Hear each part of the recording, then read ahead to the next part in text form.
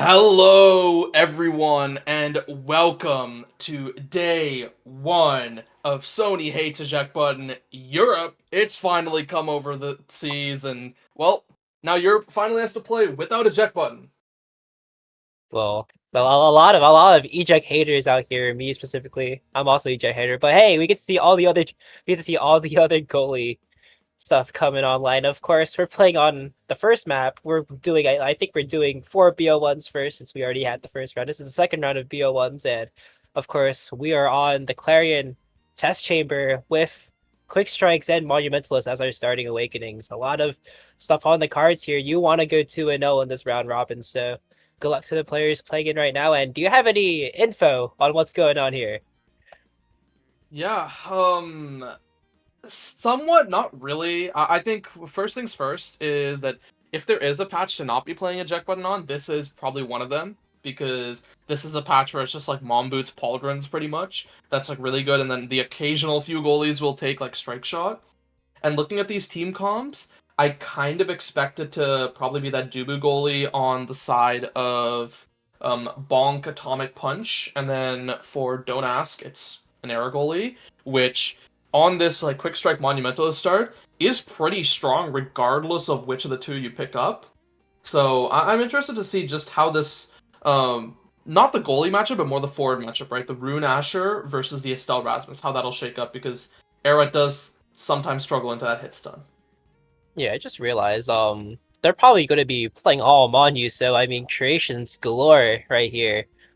As always, I mean creation's going to be very very explosive, especially since they were BAP at least banned the Atlas. So I mean Dubu into Asher is like not it's not like the worst matchup in the world, but I want to see how that Dubu deals with Asher Monu as well as having the Era come in with the NATO. Especially since I think Rasmussen and Estelle are both taking quick strikes. I want to see how they pair up against that rune as well, because of course rune with Monu, or maybe not even rune with Monu, because I've seen a lot of people not really take Monu, even though it's kind of like a broken awakening in my opinion. Yeah, I think some people, they just don't like that creation size, right?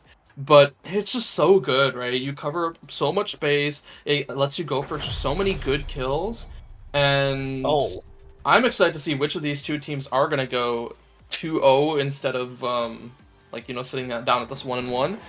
I don't see anything too surprising besides the double mag souls, so that'll be interesting to see, especially with a lot of these maps being pretty open. it's gonna be Team Strike Shot versus Team Monumentalist as we kick off right here. First barrier being taken by the side of Ask, and at least Kamikiri and Arlax doing good defending against Lego Piece and Il Puma on the top side. Now the bomb side's coming in now. Kamikiri with a kill, and Il Puma also extremely low as well. He picks up the flip with the Monumentalist. I mean, level 2 already means that there is so much to work around, especially with the sides that the banish coming through. Shen going for the kill, and the power play is extended. Yeah, Shen finding an early first kill and then another second one too. His pillars have been pretty immaculate when it comes to finding that damage and finding these finishes, and Kamikuri, a clean stall there with that barrier beam, takes that first goal against Yankate. Beautiful getting into that corner as well as Shed. I think the strength of this team is just putting it in the corner and making sure it just can't get out, especially with all the creation wakings like I mentioned earlier. Now Puma and Lego Piece have a uphill battle to fight, especially with Arlax there just making sure that Lego Piece is almost always under the influence of the bewitching beam, and making sure that you get to that position is going to be extremely crucial for this offense, especially with Kamikiri stalling the corral onto the top side, the single banish actually coming through for Shen as they don't find any value yet. Yeah, no value found yet, but they might find a value off of a good strike war there. Flip missed out by Arlax. That's the second barrier falling. And now Lego Piece looking for a further offense, doesn't find it. Il Puma looking for the clears, but so dangerous in this corner. Tofu Fortress coming on a little late. Now this means that the members of Don't Ask are on the offense once more. Lego Piece has to step back, but with this Mag Souls, he doesn't have to worry too much about it. A good strike war there by Shen, and Shen, they're looking to take this offense all the way as Kamikiri sends it up the corner, and it just comes back to the defense, and now Arlax. As we tick over to overtime, this is the spot that Era goalie hates to be in because she doesn't have those fast reactions, and we see it punished there. A good whiplash by Lego Piece 98989. The angle there was pretty miraculous. I'm not even gonna lie to you there. Lego Piece 9, like the Lego Piece in general, you're gonna have a lot of trouble getting to that offense in time, and it doesn't even matter. I mean, the kill, the great Puma finding that kill and knocking off the flip off the map, and it leaves Shen and Arlax in a very not so good position right now, especially the course being sold out there now. They actually are coming back online, and Shen having the flip to go will burn it here as Kamikiri comes up to try to revitalize the offense after their mishap a little bit. But Lego Piece, I know Puma are doing such a good job keeping the core away from the top side, especially even with Yankate having the flip. Kamikiri is having so much of an influence as the double banish is found, but that doesn't stop the barrier from the bottom side being taken.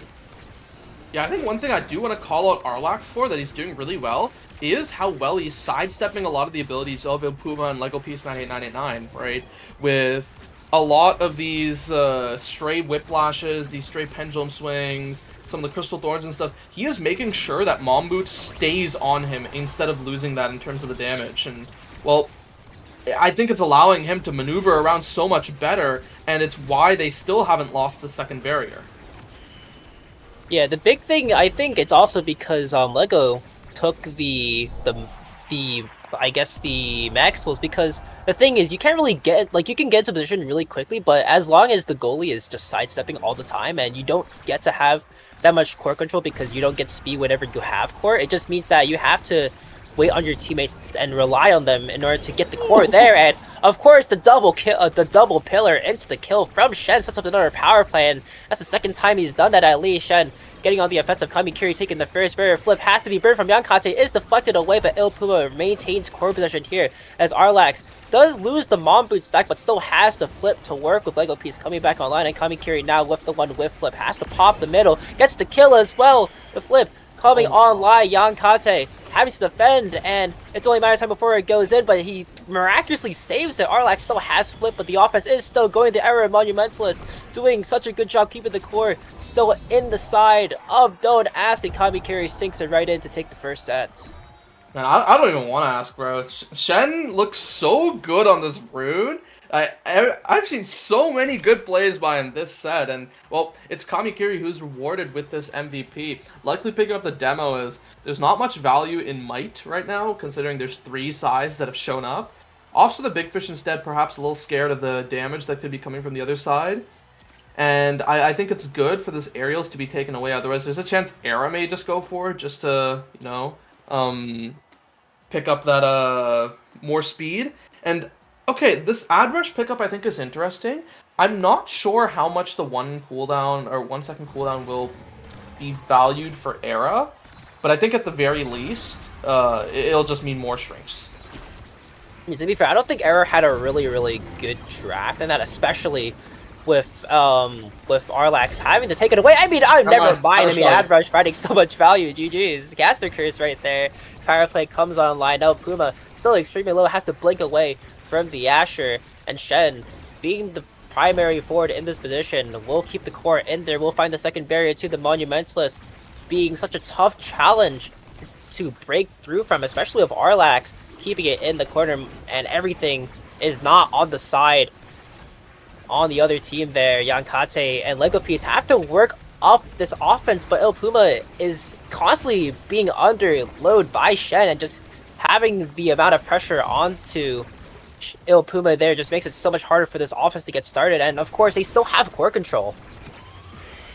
Ooh, that's an interesting flip. I kind of like that. Whoa, okay, so Puma just got shot behind the 7-Eleven, and then Kamikiri decides to go for the goal. Sure. I mean, great awareness by Kamikiri, know that Puma was killable there, and of course the core flip just coming right back down to him, just sealed the deal right there. And of course, Shen is doing, I mean, oh my god, he's doing such a good job. I mean, straight up taking that top barrier as well as having so much control with it, as well as Shen falling yet again. Kamikiri finding another KO. They lose the bottom barrier still, but Lego Piece 99 is banished and will be at half HP, especially on this map where it's so hard to get anything done with triple Monumentalist on the other side. But now Shen's the one in control, and is almost Whoa. dead, but now Lego Piece is dead as well. I mean, this is just an ongoing power play, and Yankate misses the sword angle. Okay, so I kind of want to talk about something really cool that I'm not sure if you noticed, but Kamikiri, he just threw the core into open space so Shen could give him a dribble with an insta pillar. Like that's sick. Now, okay, enough gushing about teamwork, but hey, I think both of these teams have been playing pretty well, but Don't Ask has been so clean, and the synergy that I had just called out, we're seeing this again and again, and they're finding 1 kill, they're finding 2 kills, the address value coming in true. Lego Piece 98989 with a dream to perhaps stall this for long enough, loses a second barrier as brawlers do, and well, that is the second set, a 3-0 clean sweep for Don't Ask. At Ether, Brawler, hey, I mean, you can't really blame the Brawler on that. I mean, the one vanished into the other one getting knocked off by... getting knocked off by the Asher. It was just so hard to defend against, and of course, there's a lot to take here, extra special on the cards. For the Doob, I mean, with the missile pop, this could be a little bit scary, especially if you're Kamikiri, if you're not really paying attention, if you're playing too much in the corner, you can easily get knocked off, but they don't care. They take bulk up, hot shot on the rune as well. They're mashing in core speed and kill potential, and they have both right now. It's going to be a very, very tough challenge to ask, and I mean, I'm Team Monumentalist right now. I don't know about you. Oh no, I definitely am, right? And the extra special, it pretty much has to be taken by Dubu. Like, there's literally no choice. Because if you have to deal with extra special Monu Rune, like, that guy is going to be killing you on repeat. And when your goalie is Adrish, you're just going to be getting so much value. But other than that, right?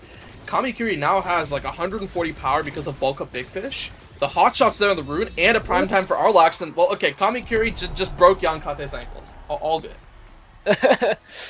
Great play. I mean, the dribble into the immediate strike and Lego Piece was just, I think, was just a little bit too small to save that, which is very unfortunate. And it just shows that how much pressure Yankate is in, especially not having Monumentalist to keep the core in a position that he wants to. I mean, I feel like if they took Monumentalist there, they wouldn't really have a sort of tough time, because I mean, Dubu low-key could be better than Asher in some specific cases where you're pushing the core into the Asher ult, and it just makes it so that the core just immediately gets blown out from the Asher ult. And of course, dying is not really good, and Lego Piece 99 has to suffer the consequences, and the entire team, they do get a barrier though, the reversal on the other side, but they still have to keep note of their HP. El Puma being taken extremely low. The flip from Arlax is good though, but Lego Piece and El Puma are there to immediately capitalize on it.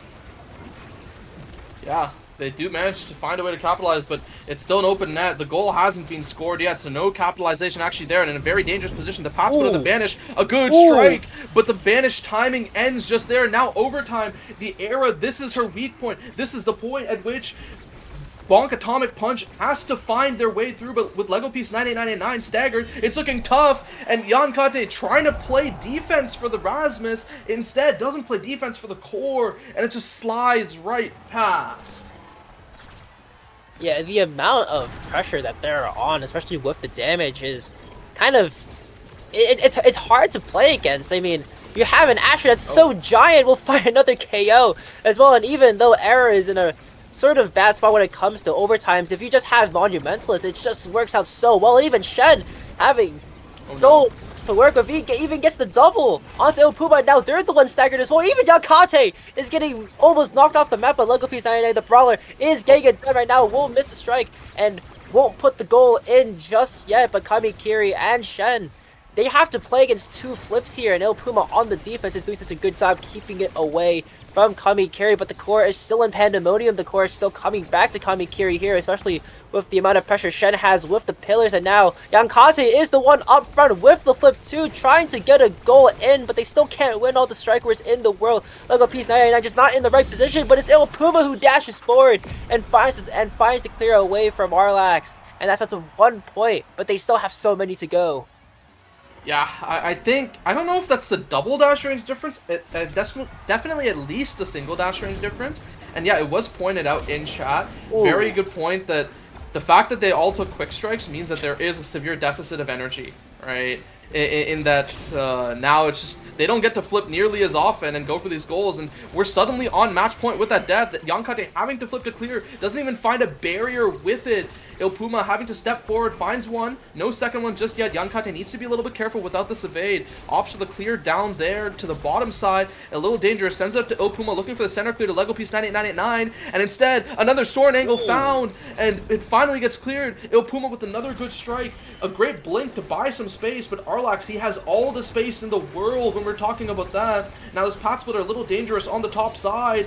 The Monumentalist NATO as well. And Shen, he is in position. Ilpuma, though, he finds the clear. The flip forced out by Arlax. And now it's just one strike board that has to be won. A good sword angle. It goes to the flip. And Shen will take the winning point for Don't Ask.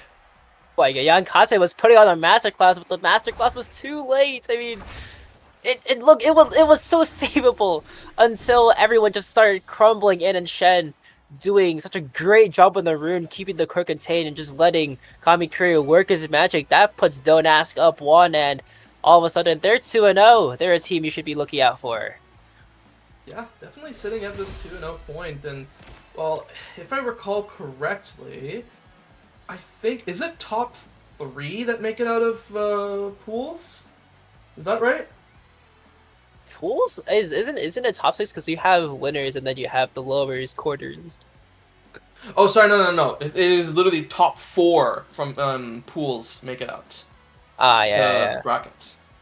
Okay, yeah. Well, I think both these teams, they'll probably be pretty poised to make it out, considering both of them have at least 1 win, and they still have to play one of the lowest seeded teams each, right? So, hey, their fate is pretty much in their hands, to be honest. So, it is up to them. I really want to see more of Don't Ask, especially in like the EUS circuit, because their synergy already seems to be pretty on point. Yeah, I mean, with the picks as well, I mean, Arlax, well, I mean, in particular, Shen and Kamikuri putting on a masterclass of midfield and forward. I mean, look at the kills, 14 KOs being found compared to the one that Ilpuma found onto Kamikuri in, I think, the second set. So, they're a great team looking to bring out what's the best of them. And of course, with Qualls on the horizon, it's a team we can look out for as well. Yeah, for sure, but I think with that, we'll be sending everyone to a short break while we wait for the next round of matches.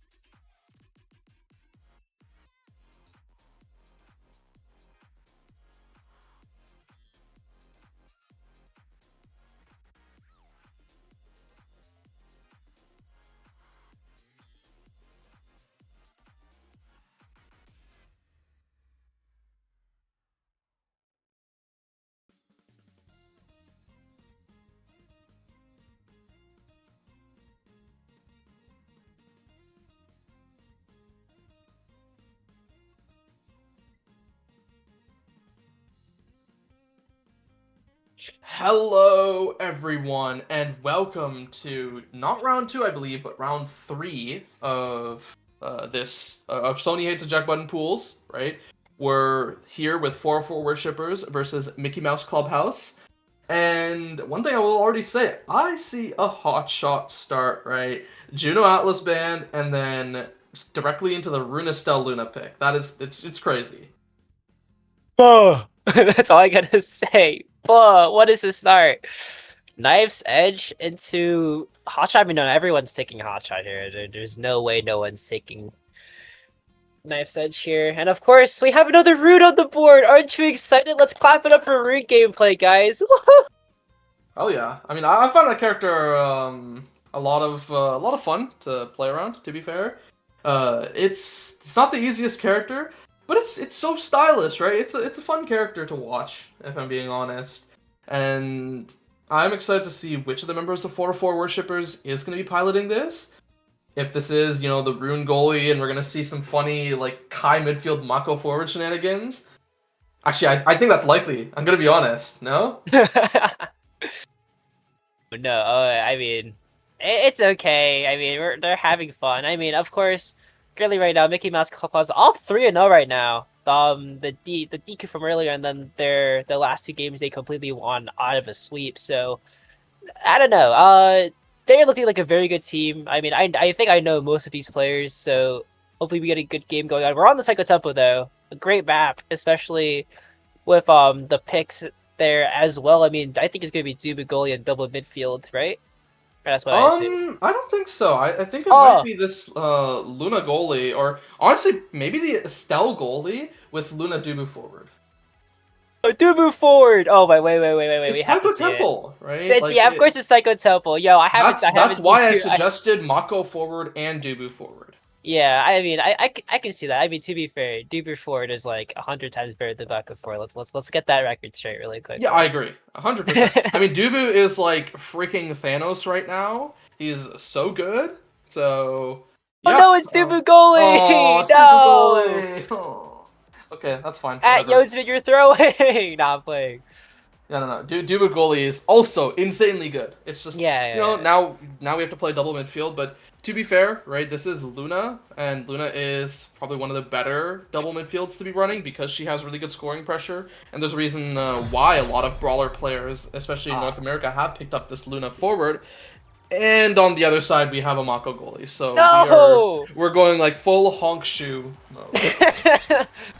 Sure, and of course it's double midfield versus double midfield. Kitty Bagel, the one on, actually the only one on Slick Kicks. Everyone else, at least all the other forwards, on the Maxels. And of course, you said earlier that the meta has shifted to more of this mom boot slash pauldrons meta, and not into the strike shot, which is, I mean, it's actually not that bad, especially if you really want speed here. This corner offense is getting extremely sorry. Lumberback and Dinfar getting into that position. Will not take a barrier though, but Kitty Bagel and Foxy T on the other side doing so much of the route, setting it up to Kitty Bagel for the strike war. Impressive stuff. Yeah, I think one thing I do want to say is Mako is one of those characters where I would consider having the strike shot on, but I think Momentum Boots is still okay. It's just, it feels a lot worse to take that Mom Boots compared to a lot of other goalies, but hey, Air Sort is finding a way to make that work, and well, as I say that, they do lose both barriers. Dinfar said, oh my god, the double KOs out by the members of 404 Worshippers, and now Yodsman is in a really tough situation. Burns that Token Fortress, nearly scores off of it, has the flip available, so he won't be threatened by the second barrier. Just as he is, though, he does have to burn that flip, but the barrier is still up, and now Kitty Bagel in this corner, so threatening. The pass comes out from Skull Reactions up to Lumberback, and Lumberback looking for the score. It's perfectly layered the Crystal Thorns into piercing shots. Yeah, beautiful stuff from Lumberback there. I mean, no one, only a sub can do that. I mean, strike war after strike war after strike war is just straight up diabolical for a character, at least. And it all started when Lumberback and Score Reaction found that synergy together with that clear, and of course, I mean, own barrier there, it's okay, but before, they had such a good, they did such a good job taking both barriers, taking the top one, then the bottom one in particular, and the double bash coming in from Lumberback kind of offsets that, as Kitty Bagel now almost has flip, and so does Foxy T as well. They've been doing a good job, the double midfielders, trying to get the core up and over, but it's Lumberback into position! The Crystal Thorns and the Piercing Shot lining up together yet again to secure another point. Yeah, and FYI, just for any of the viewers, the overlay is slightly backwards right now. 404 Worshippers is the side of Kitty Bagel and Co., and Mickey Mouse Clubhouse is Lumberback and Co. Just wanted to set that record straight. But as I say Kitty Bagel taken off the map, greeting that flip, and not wanting to burn it there, but someone who doesn't greet the flip is Foxy T, who saves that second barrier with it, and now, alongside this, Mako on the defense, it's looking so tough, the second barrier is found, Skull Reaction with the flip, it goes straight through 3! Beautiful stuff from Skull Reaction, first finding the KO, and then scoring the go there, immense stuff, and the back pass beast coming in clutch right there. We'll have the first pick in the draft, and Ad Rush on the cards. Ad Rush, start! Take Ad Rush! Take Ad Rush! Very, very important stuff. You're getting the KOs that you need. It's going to be very, very nice to get you that speed as well as putting on more pressure onto them. It's going to be very nice to see. Yeah, definitely. And I think this Luna is just holding to see. But I think overall, the members of 404 Worshippers aren't too disappointed with their draft. Like the quick strikes on Kai, the cast loss on Rune, and now this Mako getting a chance to spark, like, it's not the end of the world, and the heavy impact for Luna, I'm not sure how I really feel about that. Yeah, but I think this Ensnare Drums saves it for a little bit. Now Dilly Dong, huge pen in the corner, looking really low, worse for wear, but they don't even get a chance to die as it's just scored by Yodsman. Let the Dubu skate and he shall. Oh, the Dubu finding his way into that offense somehow and finding the offense to back it up, and now Skull Reaction pushing up. The Lumberback, though, he's trying to continue this offense. A good hit stun means that the first barrier is able to fall. And now Yodsman in the corner loses the barrier of his own. And with that Mako drum and bass timing out, it means that the speed to continue the offense for 404 Worshippers just is not there yet. And now Yodsman once again in the corner has to burn a few more abilities, and Skull Reaction sitting up on this top side waiting patiently for some sort of pass, and the pass finally comes through. A good blink forces out the flip from Dilly Dong, huge pen, and well, it just bounces straight off the center. A good dribble by Lumberback as he finishes up with the piercing shot. Yeah, I mean, even they have so much energy on that side, and it looks like they're going to take this set with ease, especially with the triple burst coming in. Even Skull Reaction's picking to get orbs there, and that orb is going to be desperately needed, but the double banish from Foxy T sets up that first barrier take. And still the get orbs ping there, Lumberback now with the flip, and Skull Reaction still grabbing the orbs there, leaving Yodsman a little bit on an island, a little bit, has to play the offense just for a little bit now. And they have two flips though. They can easily turn this point around as quickly as they can, and now the KO, one being found, Foxy T and Air Sword have to try to defend against this, but it's only a matter of time before this one goes in. The second barrier being found, Lumberback burning the first one. Yodsman has to give it to Skull Reaction, and it goes right in. Another one for that team. Another one for Mickey Mouse Clubhouse. I mean, that's just such a heads-up pass by Lumberback, right? Opting to go for that pass instead of, you know, greeting it, looking to kind of ping-pong a little more, and then finding a good flip. Just opts for that, and now I think this first pick is a little important, as if the Spark of Strength isn't really denied, that means that the Mako will just get it for free, and it looks like that is the case. But Lumberback perhaps valuing the double dash range a little more, and I think overall the drafts are pretty good for both sides, right? The size, you know, falling over to Kai, a little more power onto Rune, but I don't know, it's just, I feel like the side of Mickey Mouse Clubhouse is heavily favored from this draft. Yeah, I think that their draft is a little better, especially since Lumberback is trying to play more into the KO factor, and the double dash doesn't seem to really have, well, not really have an effect, but it doesn't seem to really have any impact of how they're not getting the KOs there. But the double parry is also found on the side of Yosman as Kitty Biko does come back online. A little bit of a setback for them as Lumberbrack is a little bit low there, but doesn't really have to play too much away from them. They will get the orb there, and everything is on the side now for 404 as Foxy T finds the KO, and Kitty Biko just has to get the core into the net as well as not even Yosman, but Airsword walking up and Kitty Biko just being able to sink it right in.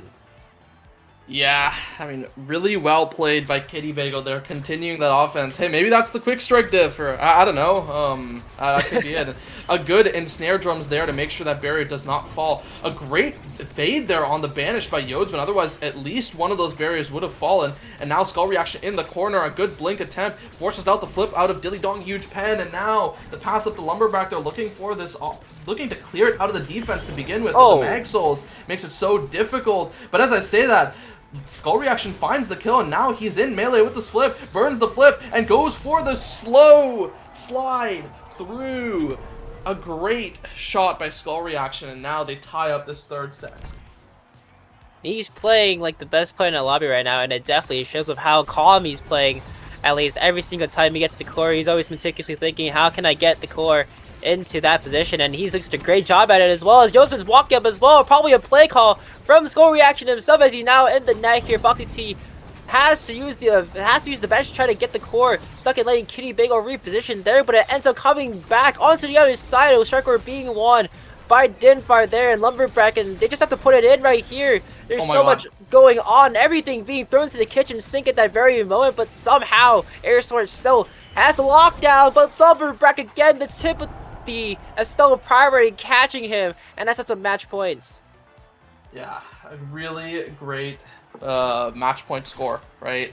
Out by Lumberback. And I think one thing I do want to call out is Skull Reaction's very disciplined strikes that he's taking, right? He's making sure he doesn't really overextend and playing a lot of these corners very slowly moving up. And this is what I've praised Dinfar for in the past. And oh no, that's not the way it should end, right? And thank God for the members of 404 worshippers it doesn't, but instead, it's a great layered set of abilities by Skull Reaction and Lumberback that take them a clean 3-0. A perfect 3-0 from them, and even though Kitty Bagel tried their best, they only scored 2 goals out of that, out of a lot of points that they really needed. And of course, Skull Reaction pulling the chains, the Puppet Master himself, bringing up 3 KOs on the board. I mean, incredible stuff by him. And you said earlier, just taking all those calculated risks, and of course playing off, especially with Lumberback playing up front almost every single time, letting Dinfar just get the core to him, and then he ends up just exploding all over Airsoft in that very moment. And of course, that's just good play right there. Insane play by him as they move it to 4-0. No? Is that right?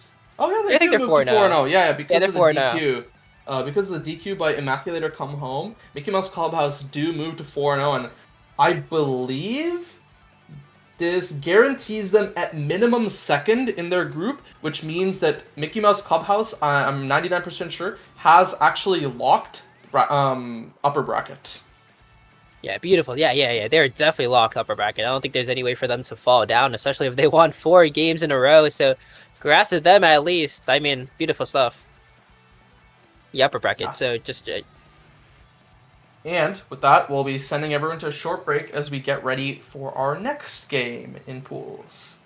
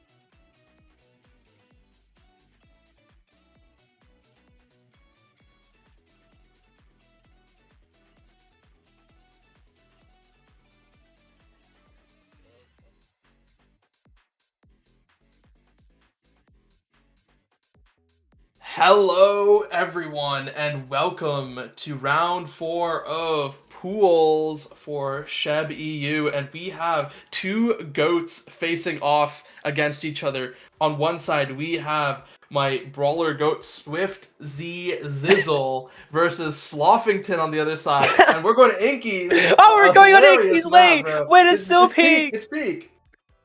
Wait, we're on Inkies! Wait, I think I was talking to Slop about having to play Inkies, and now they're playing Inkies! Whoa! Blastoise, great asset,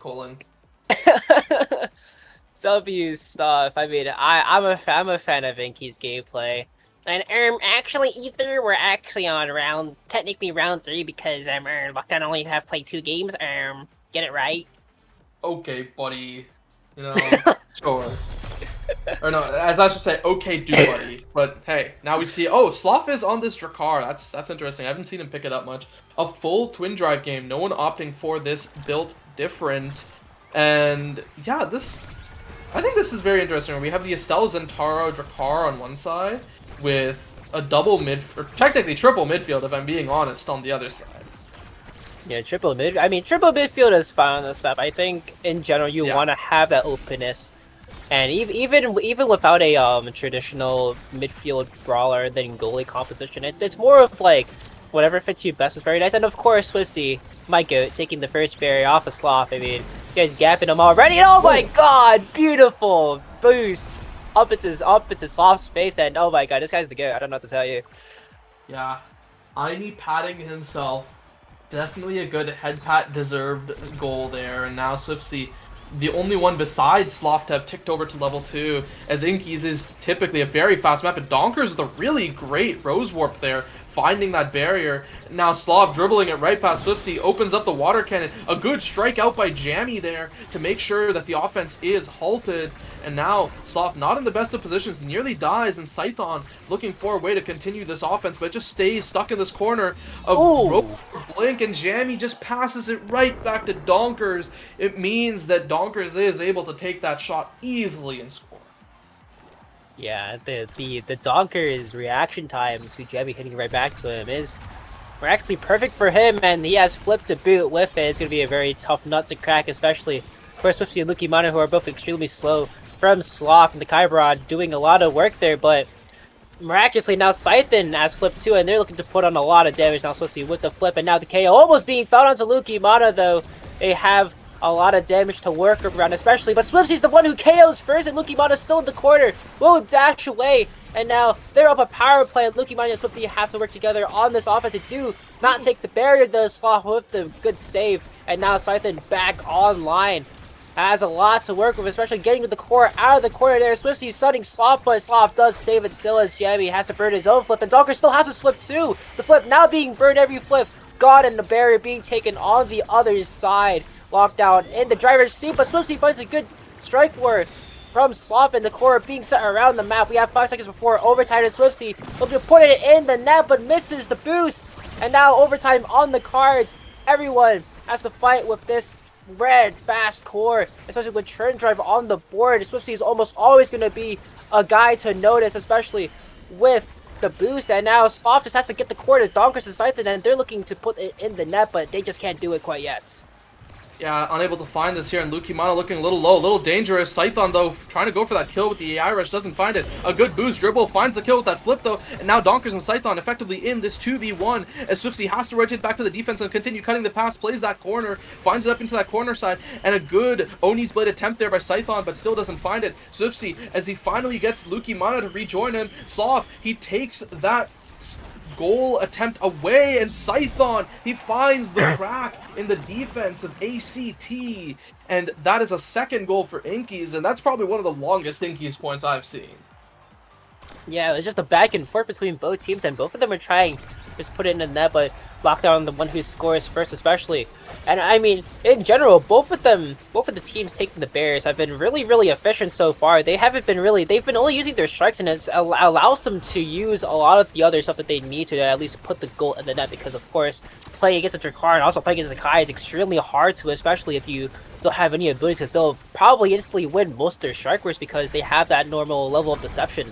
on their side as Jamie has to burn the Oh, flip no. here, but it comes back to him. And now Scythen and Donker's in the driver's seat, looking to take this first set away from ACT. But now Lukimana, being extremely low, will be knocked off the map as the combo comes in from Scythen, Donkers, and Sloth, the funnel, giving the core of Scythen and taking that first set away from ACT. Yeah, ACT looking like the average comp team, living up to their name, unfortunately there. And now Lockdown, they want to lock down this game as the first pick Zentaro gets free choice of the Dash Awakenings. The Super Surge is what's picked up. Missile Prop, a good deny away from the Drakaris. I feel like that's probably curtains if it falls there. And now it's just deny draft after deny draft at this point. But hey, this Ami still manages to get explosive, and, well, this will be an explosive game from here on out with 3 dash ranges in the cards. Yeah, I mean, every Dash Awakening going to basically everyone who wants it at least. In my opinion, every BIS being taken in terms of dash range for both teams here, but the Edrush is going to be it's going to be a big getter, I think. Because right now, Swiftsy and Lukimon are just being completely pummeled, but if they can turn the tides at least for one moment, they could probably take the game away from them. Swiftsy is not looking too healthy. In fact, the back pass from Donkers almost gets sniped by Swiftsy, but it is saved by Sloth, and the core will simply be put in by Scythen as he wins the strike rate versus Jamie. That is a dash range difference there. Scython with living up to a sniper-like performance with that EI rush. Yeah, and Super Surge is going to be a really big impactor. Swiftsy missing the DP onto Scythen. Will have no abilities for this, but he's in the driver's seat at least. Lukimon just has to get the quarter in, but Donkers finding the primary, and Sloth finding the primary too with another strike where yet again, and Lockdown are locking this one down. Their barrier and the goal on the other side. Yeah, Lockdown now looking way cleaner than that first set, and I think it might just be because of the double dash range difference compared to that one dash range on the opposite side, as this range difference, it's so useful to them. And wow, Swiftsy nearly getting taken off by Scython's damage, but Swiftsy, he actually finds that barrier there, and now average comp team is in a pretty okay situation. They get it into this water cannon, and now Scython looking for the barrier answer, doesn't find it there, and Donkers, he's the one with the flip available, but he doesn't really have to burn it considering they are up 2-0 in terms of the points. Yeah, having the points differential, but Sloth is taken off the map, and the Adrush propped up. Donkers does save it, the core flip from Lukimana missing as they hold onto the core here, as Swiftsy never mind, he punches it in. Yeah, I mean, Swiftsy, a great boost to take it, and he has been playing his mind out for honestly this whole game, but especially this point, because he found the kill into Sloth, found the goal there in the end, and now we're looking to potentially have a second set for Lockdown there. Jamie needs to be careful with the clears, Lukimana with the health, and that Adrush is proc there, but it might be all for naught as the blink comes in from Donkers, and now Sloth has to hold in the bottom side. Lukimana looking really close and worse for wear. Sloth walking forward and finding the kill, but loses his barrier in the process. The water cannon pop, and now Donkers is pushing up. The flip burned out by Jamie, and it is shut down, locked down by Donkers. Donkers, beautiful reaction time. I mean, I think it was just a mind game for Jamie. He knew that Jamie was going to be on his toes, especially with the amount of pressure he's in, and just a simple mind game of when I'm going to strike it, and Donkers read Jamie like a book, and that allows Sloth first pick to have so many options. Prime time and specialized trading on the board has to be denied against the Luna, because Luna's been doing so much damage already, and having the ad rush proc isn't good for that health in terms of you want to survive or not. So I think the other thing is, I'm not even sure if it is a deny, because Sloth has the extra special available. So the extra specialized turning means that every single one of these Molten Bolts is going to hurt a disturbing amount. And speaking of hurting a disturbing amount, Scython now has a heavy impact. Yeah, that build is disturbing. Very much disturbing, yeah.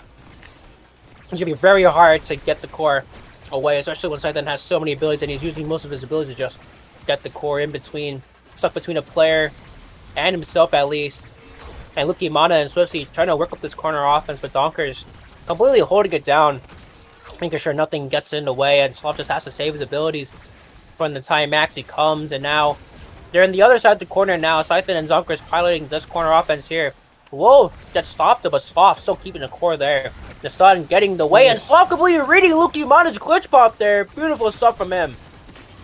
Yeah, but now he's in a tough situation. The flip getting stuffed out by Swiftsy, and now Lukimana taking a second flip, doesn't score there with that, and now the resources are a little low. Sloth can continue to hold this for just a little longer. It's all they need, and Donkers and Sloth, good strike layering. Sloth, he finds up this top side, but Lukimana intercepts it for a moment, but now it is also a moment of respite for Lockdown as they've now returned to the offense. A good Rose Warp there by Donkers, forcing out the flip by Jammy, but Swiftsy boosts on in, and that's a goal for the average comp team. Another boost score by Swiftsy on a Sloth, and Swifty's doing a very good job capitalizing on what he can, and it's beautiful to see when they get that opportunity, but that opportunity has to be fought for. Every last breath needs to be counted in this very moment. Of course, the core going into the other side isn't what they need yet, as Lukimana is taking extremely low. I don't think they have a bait just yet, and they have to dash away, and good pass by Jemmy will take the barrier off of Sloth as they look to try to make it 2-0 and try to reverse a comeback here. Lukimana has to play defense, and Swiftsy in the corner seat. The flip to the bottom side, but Sloth saves it just in time as Lukimana is the one being taken off the map now. 2v3 power play, Jemmy getting stunned by Scythen, and now Donkers in the driver's seat. He has so much. Look at this. Swiftsy knocked off his 1v3 for Jemmy. Jemmy has to save it away, and the corner goes all the way around, but Donkers and Scythen are the duo you don't want to face off against. They secure a point for Lockdown. Yeah, and well, Swiftsy was a valiant effort, but too much damage on the side of Donker, Scython, and Sloth, and well, he pays for it with his life after Lukimana. And that was one of the points where they needed to score, but hey, we see another opportunity for the members of Average Comp Team as the water cannon has popped a little early, and because of that, Donkers and Scython are able to stall it out, but now Swiftsy pushing forward. I think his boost just got canceled there, but now he's looking really low, gets comboed off, and he dies, but it's actually good for him as the goal goes in, so his energy gets resets. The reset is very, very nice for Swiftsy, especially. I don't think they had any evade there, so it was a good play by Swiftsy to notice that he could just put the goal. I mean, I don't think it was the one who put the goal in, but dying there was fundamentally crucial as Donkers oversteps there, almost gets knocked off by Swiftsy, but does stay alive with Flip intact. And now all three members of Lockdown are about to come up with Flip here. It's going to be a very fast game, but their barrier gets taken first here. Sloth has to burn his Flip first, and now Donkers and Scythen still trying to work towards it, but the core is being stuck on that side. Second Flip being burned there. Unfortunate timing for both Donkers, but Scythen is the one who has a third flip, and that will send it right in to secure and put them up to match points. Okay, so the slight bit of solace for Average Comp Team is they did force the enemy to burn 3 flips, but if they lose their barrier really quickly, it's okay. They lost their barrier really quickly, and oh no, this could be doomed right here. Scython's in the corner, flip forced out by Jammy there, but Swiftsy finds the boost, and now Lukimana blinking forward, looking to continue the offense. A good glitch pop finds the pass down to Swiftsy as this water cannon comes through. Swiftsy looking to score there. The strike's so good by Lockdown, locking down that defense, and now Swiftsy, Lukimana up in the corner, great clear out by Sloth. The Giga Blast, the glitch pop pass back up, and the boost, the drive by Swiftsy, and we're going to set 4. That was insane. The core just being stuck there in the corner almost, not even in the corner, but perpetually on the other side, showed the resilience that they needed to get there. And 3 sparks. I mean, no one's going to be taking sparks here, but the draft doesn't look too good as well. I mean, 2 members going back-to-back for Lockdown is not what you want to see. And I mean, Drakar has to deny away the Aimi, and everything for Lukimana just can completely deny the Spark of Agility coming in clutch, giving them that little bit of speed that they need. But this draft is not looking too good. Donker's even getting more damage with the Mighty Colossus, with the Big Fish as well. Yeah, this was probably one of the worst drafts I could have seen for the members of Average Con Team. Now there's a 1-2 punch available for the other side. Deadeye doesn't do too much. Just way more damage without much of anything else. But Average Comp Team, they're still able to make it work. As I think maybe this glass cannon and the good amount of speed for Jammy is what's really doing it for them. As Donkers, he's now staggered. He has to play so safe. He can't really contribute to this defense at all. But as I say that, a good piercing shot to actually find some stuff there. And now Swiftsy able to evade as the core comes through, but he pays for it with his life. Donkers nearly off the map himself too. And Jammy, Lukimana, we need a heroic play. Heroic play nearly found as Donkers is forced to blink back. But it buys enough time for Swiftsy to come back without the goal being lost and only the barrier. The barrier being lost isn't that good, especially if Lucky Mana is over dashing there, but the KO being found for Swifty, that proxy ad rush, the flip having to be burned, but Swifty just has to win a simple strike where he does! What a play! Coming back online and immediately having an immense impact. If Lockdown want to secure this win quickly, they need to put down Swifty and fast.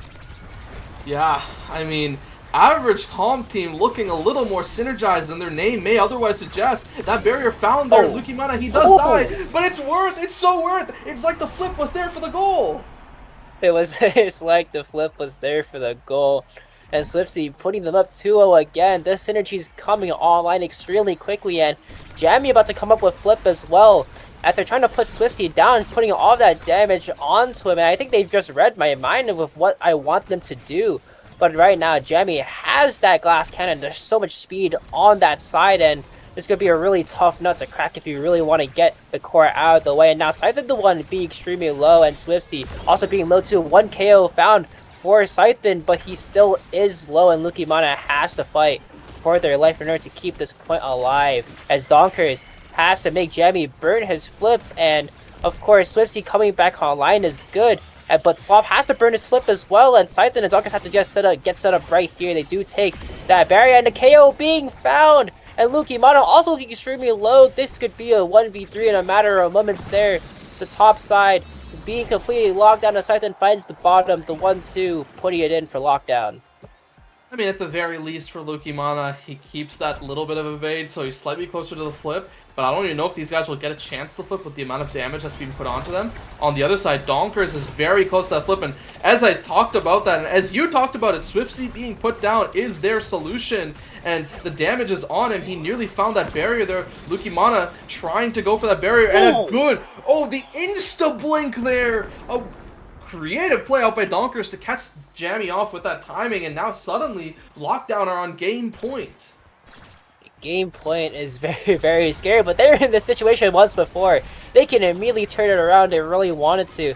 And now they have an uphill battle to fight. Scythen and Donkers have been doing extremely well, keeping the core away from Lucky Mana and just being able to put it away from Jammy. But all three members, Swifty finding the boost down to the bottom side. Won't take the barrier though, as Lucky Mana has to overextend to try to take the matters into his own hands, but the core still just can't be found. Scythen and Donkers have so much control, and Slav just helping out on that offense, just make it so much harder to dribble. Coming down to Donkers, he's winning every strike word too, as Lucky Mana does come up with flip, and so does Jammy here. Both flips being burned though. That is not good. And now Scythen has to put the barrier being taken. He will get killed by Swifty though. And now 2v3 power play for the members of an average comp team. They do want to take this barrier as quickly as possible, but Slav is still holding it down. The strike war is good, and Scythen back online now, as Slav still continues to hold on. Donkers putting in the work, making sure Scythen can come back to his mission, but Swifty has to flip now. We'll use it, and we'll find the top side, but the bottom side too. Slav wins a couple of strike wars too, and Lucky Mana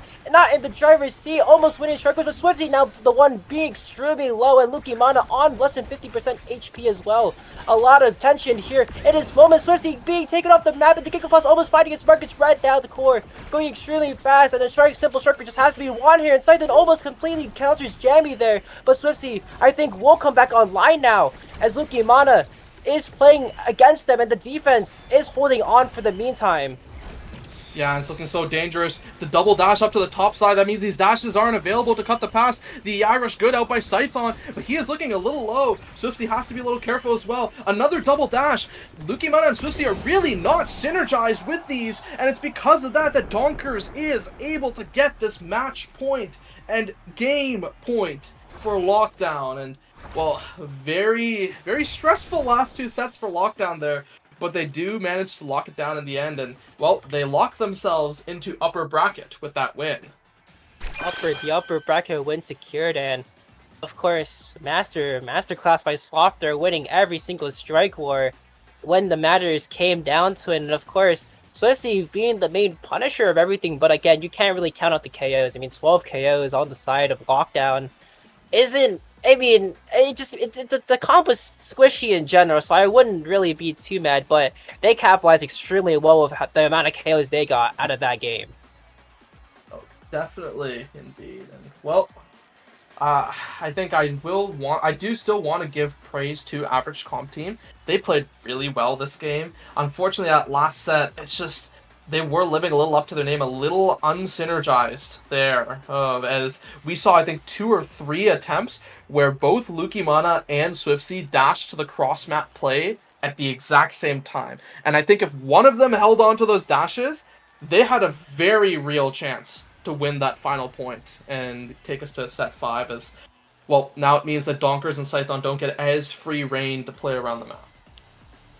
Yeah, and the double then they were synchronized completely coming up to that, but that synchronization didn't pay off. Yeah. As soon as they started double dashing, whenever the core was there, it just felt like they were completely overextending, and that just allowed Sloth to hold a lot of these cooldowns for when when you want to clear it. And of course that ended up just coming down to Sloth being able to just clear whenever he can, and Swiftsy not being able to really punch because they were doing the double dash sequence just made it so much harder for them to get the score on, and Jamie could do so much but couldn't defend it quite in time.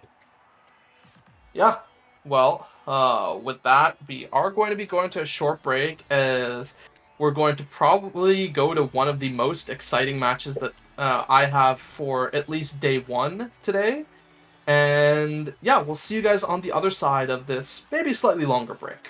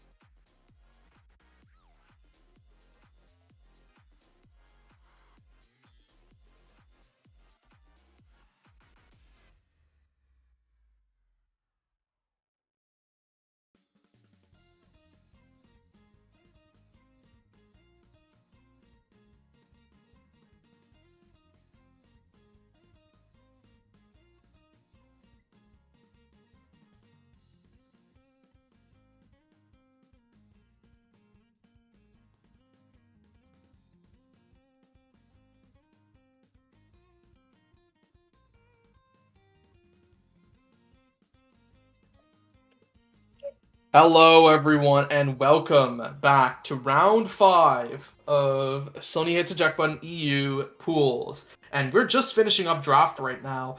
It is a missile prop 1-2 punch start. Already we see the Atlas banned out, particularly because it's one of the best goalies here to be playing when that eject is unavailable. So instead, we do see the Finny locked, I believe, for Ata there. So it's Finny, Juno, Julie. That's very interesting for the side of Vibe Check. And then for wildcards, we have a Dubu, Estelle, Drakkar here locked. I think I don't know which team I favor, Ray. It just feels like Team 1-2 punch versus Team Missile Prop pretty much. Yeah, I think actually no, unless Ata takes a strike shot over Mom Boots, I could see Team Missile Prop. But I feel like 1-2 is very, very nice for Finny. I think both are pretty solid. 1-2 is just good on the damage standpoint, and also Ata should just be taking Mom Boots, I'm pretty sure, like 95% of the time, because Mom Boots Finny is just too good. Finny is such a fast character, and it's kind of disturbing. Yeah, OD Aesop at Nerf Finny, please? Question mark? It's okay. Alright, I do want to see. Let's see. Oh no, he took Missile Prop! Oh, no Team 1-2 punch versus... Okay. Well, one thing I will also say, we have 4 sets of Mag Souls and a strike shot for Nair, which is kind of interesting instead of this Mom Boots. We're gonna see a little bit of a slow Dubu gameplay here. Hey, I don't mind Dubu having like a billion projectile range. It's actually really fun to watch. And I realized getting right there in the pocket at least, taking that first barrier at least right there as Lucas balls 4 for 1, getting in there, making sure that the core doesn't come out on the top clear. As I realize is working up this corner offense, doesn't get it out though. But SMG and Yuki, well, they will lose the second barrier too. And of course, Lucas is still playing very, very passive as a midfielder. And of course, that core being set back at the top isn't the greatest as they are looking to take this first point away. Yeah, it was a really good strike shot there, pass up forward by Nero, but instead they lose that second barrier there. They fall, and now it's up to Balls, and Ivory Lies. A good sword angle there by Balls, but unfortunately the misclear means that Yuki is able to find that goal. Nearly a heroic play from the midfielder of Wildcards. Yeah, the bounce was just extremely unfortunate. I mean, that was something I did not expect when it came down to it. Like, the bounce, I actually thought that the bounce was going to be good, but then it immediately bounced right back. I was like, oh no, it's such a bad day. And oh my god! Dubu Missile Prop. I mean, I think that's why he took it, because I realized it's just a free strike! That double barrier conversion is actually insane there. Only 15 seconds being taken off the clock there. Yeah, Ivory Lies with the truth nuke there. A great flip into that shot. And wow. Wildcards not wasting any time and taking it back. A first barrier already there, and this Estelle pickup, you know, it's always been a good pick in EU, but I think when you don't have to deal with nearly as many damage threats because of the lack of eject button, it just ends up being so good, as Estelle is that character who is generally pretty good with both damage and core control, as she residually does both really well. It's very evident with how Lucas is putting away Yuki, at least making sure that they really can't do anything as a solo brawler in that position. SMG and Atai have to try to work up this offense together, and I've realized they've been doing an insanely good job keeping the core away, but they can't keep that KO away. At least now power play for the side of Atai, SMG, and Yuki as they look to try to take the second barrier away. The conversion has to be nice here, but Nero still holding it down though. They will not lose to the slime though. It's actually insane. Yeah, Summer Assault stopping the assault of Vibe Check there, and Yuki now taken off by the flip from Balls, and now Balls 4 for 1 combined with Ivory Lies looking for this offense. A good big finish there to stall some time, and now SMG is pushing up to make sure this offense doesn't come through. The flip burned out by Ata, and they don't lose the barrier there. A heroic defense from the Wildcards goalie, or sorry, the Vibe Check goalie as well. And now Nero with a slight misclear has to burn that Tofu Fortress in a slightly awkward position. Oh my god! Dubu! Dubu! That is one of the worst Dubu Fortress interactions I've seen. Yo, this reminds me of that time I was playing on Taiko Temple and again the core ended up slipping out of the goal box because of the Dubu log. I mean, yo, fix Dubu, what the hell? What a real character, and that is not Oh my good. God. It sets up Luke, and it sets up Balls for failure. He has to walk back on Nero. Now Nero the one going up at the somersault, lose to catch the core. There's the flip, comes online. One being wasted for the trouble to top, not sending it right back out to the outside, and it takes a barrier of their own, but Luke is still in deep trouble. Will end up having to burn the primary to keep the core in the other side as he looks to try to heal up his HP, but now SMG in the driver's seat at least. And now Yuki getting in front, but they don't take that second barrier though. As a toss still saves it away from Ivory Snipes. Oh my god, great strike clearing from both sides at least, especially for Ata. He's been caught in those positions where it's like, I have to strike at the right time or else we just lose that barrier. And unfortunately he does lose the barrier, but before he was doing such a good job just holding it down. Yeah, and a good evade there by Balls 4 for 1, avoiding the offense from Yuki. But Yuki nearing the flip, SMG nearing the flip, and being on set points, looking so dangerous. There's the barrier, there's the flip, there's the kill. Yuki does it all, as that's the opening set found for Vibe Check. Yo, save Dubu part 2 question mark. I mean, that log just didn't want to work out in the favor, and I mean, to be fair, it was already inside the ult, but yo, there are some times where it just slips out for fun, and I mean, unfortunate, unpunished, question mark. But Omega defending on the board, Ata first to peg. We'll take up the prime time. Very, very good, especially with the amount he's defending. He gets to layer a lot more of these. He's been winning almost every single strike rate that he comes across, so gonna be good news. And Yuki take up the average as well. It's gonna be a very explosive round once they are able to get that going, especially with Ata taking the missile prop. I mean, this draft is just very, very nice, and even SMG getting the dash range. I mean, Juno doesn't really like arrows just because of the projectile range, but it's okay. It's still dash range, and it still works out in his favor, taking one barrier on that side in the openings of the second set. Yeah, it's still pretty workable, right? It's not the same, like, 70% dash range as missile weapon. Oh my god, craziest Sad Boys angle I have ever seen, as they send it all the way around, and well, Ivory Lies continuing to win those interactions in the corner there, but now being taken kind of low, and there's that second barrier being taken, a near pass up to SMG's Blobo, and now Ivory Lies playing for this offense. Good clears out by Ata, passes it up to Yuki, and now with the strike shot, it allows Ivory Lies to continue this offense. A good blink, nearly halted by the big finish, but it is just enough for Balls 441.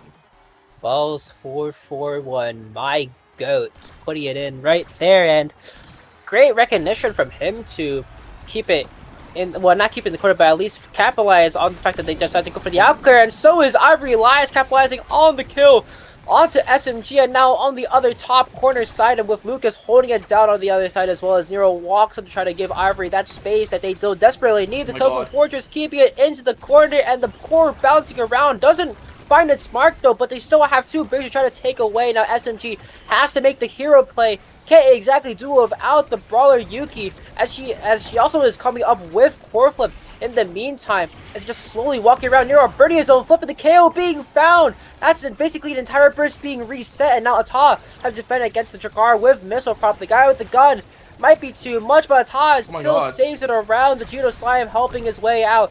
As Ivory Lies loses another strike rate into Ata, and somehow they're still alive. The flip coming in, the big finish, proccing just in time, and the big middle just completely sniping Nero, taking that second barrier away from them as well. As we do hit overtime, and now Juno is extremely fast with the core, and now SMG has the win con, especially because the Dubu right now, he's been using that stretcher to try to keep it away, but now with the flip on board, Ata using it, and Ivory Lies taking extremely low. The entirety of wildcards has to play around the damage position, and it doesn't look too good. I mean, in the meantime, Yuki still is coming up with flip as well, as SMG just has the red core all the time, and even though they don't find it just yet, there is a world where Ivory does die, and there we go. Now the adverse proccing onto Yuki, and now they just have to get the core, but they can't really find the angles necessary. Lucas is just holding it down so well and keeping the core away, as Ivory Snipes come back online as well. I mean, great work from Balls to just keep it away as the midfield. Yeah, Ball's holding so much space, but now there's two flips available. Flip up SMG. Nero looking for the strike and is too slow. Mom Boots would have saved that, and Nero not in position as SMG takes the evening goal. And what I want to talk about there is Ata's willingness to hold the flip for so long on that defense, and it was disturbingly long, and it almost felt greedy, but it worked out because Ata just won every single strike war. I mean, that is the God, the compliment of just being, like, having such faith in your abilities that you will win everything, and you don't even need to use the flip, as Yuki almost finds a great strike, but it is saved by balls, though. But now the KO being found, too, puts him in that winning position. Now SMG and the Julie Brawler will find the beautiful combo into the top corner, at least, and that gives them another point up. And I will say, I am hoping this isn't a 3-0, but with how dominant the members of VibeCheck are looking, there is a world, right? And hey, wildcards, they need to find a way to turn this around. They find the first barrier, but with balls being on this bottom side, it could be very dangerous as Yuki nearly takes off Ivory Lies. A good sidestep out by the Drakkar, and Balls' flip gets completely shut down. As now they lose both barriers with Nero's overextension, and this could be set point for the members of VibeCheck, and they just vibe check Nero there with a good friend fling by SMG. SMG flexing the Forged Fury emote, at least, knowing that this guy is the pure epitome of being an American in the EU, especially with Ata now picking up again another MVP set, and he could just take Twin Drive here. I mean, he has Prime Time as well. There's gonna be so much that they have to work towards, and there we go, Prime Time on the board now. And it's gonna be such like a monumental task to try to take out all of Vinny's abilities and try to score her, because it's almost impossible at this very moment. I mean, they've been doing a good job layering the abilities, but Ata's just been winning and having so much pressure in that corner. I mean, it just feels surreal. It really just feels like you can't get out. Yeah. And now this Twin Drive makes it even more difficult. But on the opposite side, at least Nero has a little bit more size to deal with some of these interactions of Yuki. And that first barrier found, but that's not really what Balls and Ivory Lies have had an issue with. It's finding the second barrier, as Ata has had so many good second barrier holds. And we might just see it again. They found that in that top side there. And now Balls and Nero trying to clear this out while Ivory Lies plays this defense to just reach. And that's one barrier fallen already. Perhaps a second with a good corner offense. And now Nero staggered, second barrier taken. And Yuki might just look to end this point here. And Nero just has to play with his life, and being on that top side just means that the bottom side is completely open, and SMG having the awareness gives it to Yuki, who's walking around in the bottom corner, and just sends it right in. And VibeChecker is certainly passing this vibe of a match. I mean, incredibly so. It just feels like they're almost in the driver's seat completely 100% of the time, especially with SMG completely outwitting Lucas and Mill scenarios, and even having the dash just makes it so that they are able to just get back to Ata once they really need it. And of course, that second barrier trouble is going to be extremely hard to get through. I mean, just look at it. They're holding down the defense so well, especially with the flip too. And even Lucas can't say that. And of course, Ivory Snide's just taken off the map, and Yuki doesn't have the flip though, but it's okay. They have to walk back to let SMG take the forefront, and a couple of strike wars means that a lot of abilities from this Dubu will be taken out. Flip being burnt, and the flip also being burnt from Nero to Ata. Still has the flip as well, as now it's looking back to being neutral almost, but Balls 4-for-1, not really in the driver's seat in terms of health. They are extremely low, and the fact that this team is doing so well against the damage, with the damage drop as well, is just so, it just feels so instrumental. And I think that with Yuki there, just being in that position just means that they will secure another point, and match point on the horizon. This is a very fast game. Yeah, an insanely fast game indeed. And well, now for the members of VibeCheck, they're 1 point away from, well, they've already locked this upper bracket, but now it's just perhaps a slightly easier opponent by going in as first seed if they find it here. But wildcards, they're not out yet. They are looking for this goal. They finally force Ata to burn that flip, and now she's in a really tough situation as Ivory Lies is pushing up this top side, not with much health remaining and no evade either, so could be taken off by Yuki, and gets hit there, gets staggered, and now has to play completely safe, which means no threat to the offense there, just gets hit away with that triple take. And now Nero and Balls, they have to put on the defensive masterclass of their lives, but never mind. All it takes is a good dribble by Ivory Lies to set up Balls 4-for-1 for the shot. Yeah, the main, like, I feel like once they get that second barrier, they're able to just take the point extremely easily, because Finny isn't that great at holding the defense when it comes down to it. But still, they still have to fight for it, and of course, with Ivory Lies taking that first barrier as well, they just can't really seem to find that second one. I mean, I think, okay, they just found the second one right there. I mean, W Caster Chris from me at least, but Balls 4-for-1 and Nero have been doing a great job just holding it down, but they just need to rely on Ivory to just propel this offense forward, and that's not really what we kind of want. But instead, it's actually the one Yuki getting taken off the map, and this could set up a very, very nice reverse sweep if possible if they could just get the core to Ivory Lies, but SMG still holding it down. It's just like Balls 4-for-1 early, just keeping it so that they can't really get any offensive pressure off of the power play. And of course, Yuki coming back online means that they don't have a power play to work with. And SMG with the flip too can use it to kill Ivory Eliza, but instead they're going to be holding on to it for now, trying to get that goal and secure that match at least. But they're in the corner offense now. Nero overextending with the dash, but it goes back to Ivory Eliza, and Nata will clear it out in time, as well as the flip coming out too. It does bounce back, so SMG as overtime is on the cards now. The missile prop almost doing a good job as Balls has the dash range and puts it right in the middle, setting up match point versus set point. Yeah, I think that was a Rose Warp win against Yuki's strike, because I think Yuki was trying to strike it down there, and then the Rose Warp actually won that interaction. I think the other really crucial thing was Ivory Lies finding that early kill onto Yuki, who, by the way, had a full flip at the time, so if that flip was there, there's definitely going to be a massive difference in how that round played out. And now, wildcards, they're back to looking like more than just wildcards, as now we're back to another competitive game.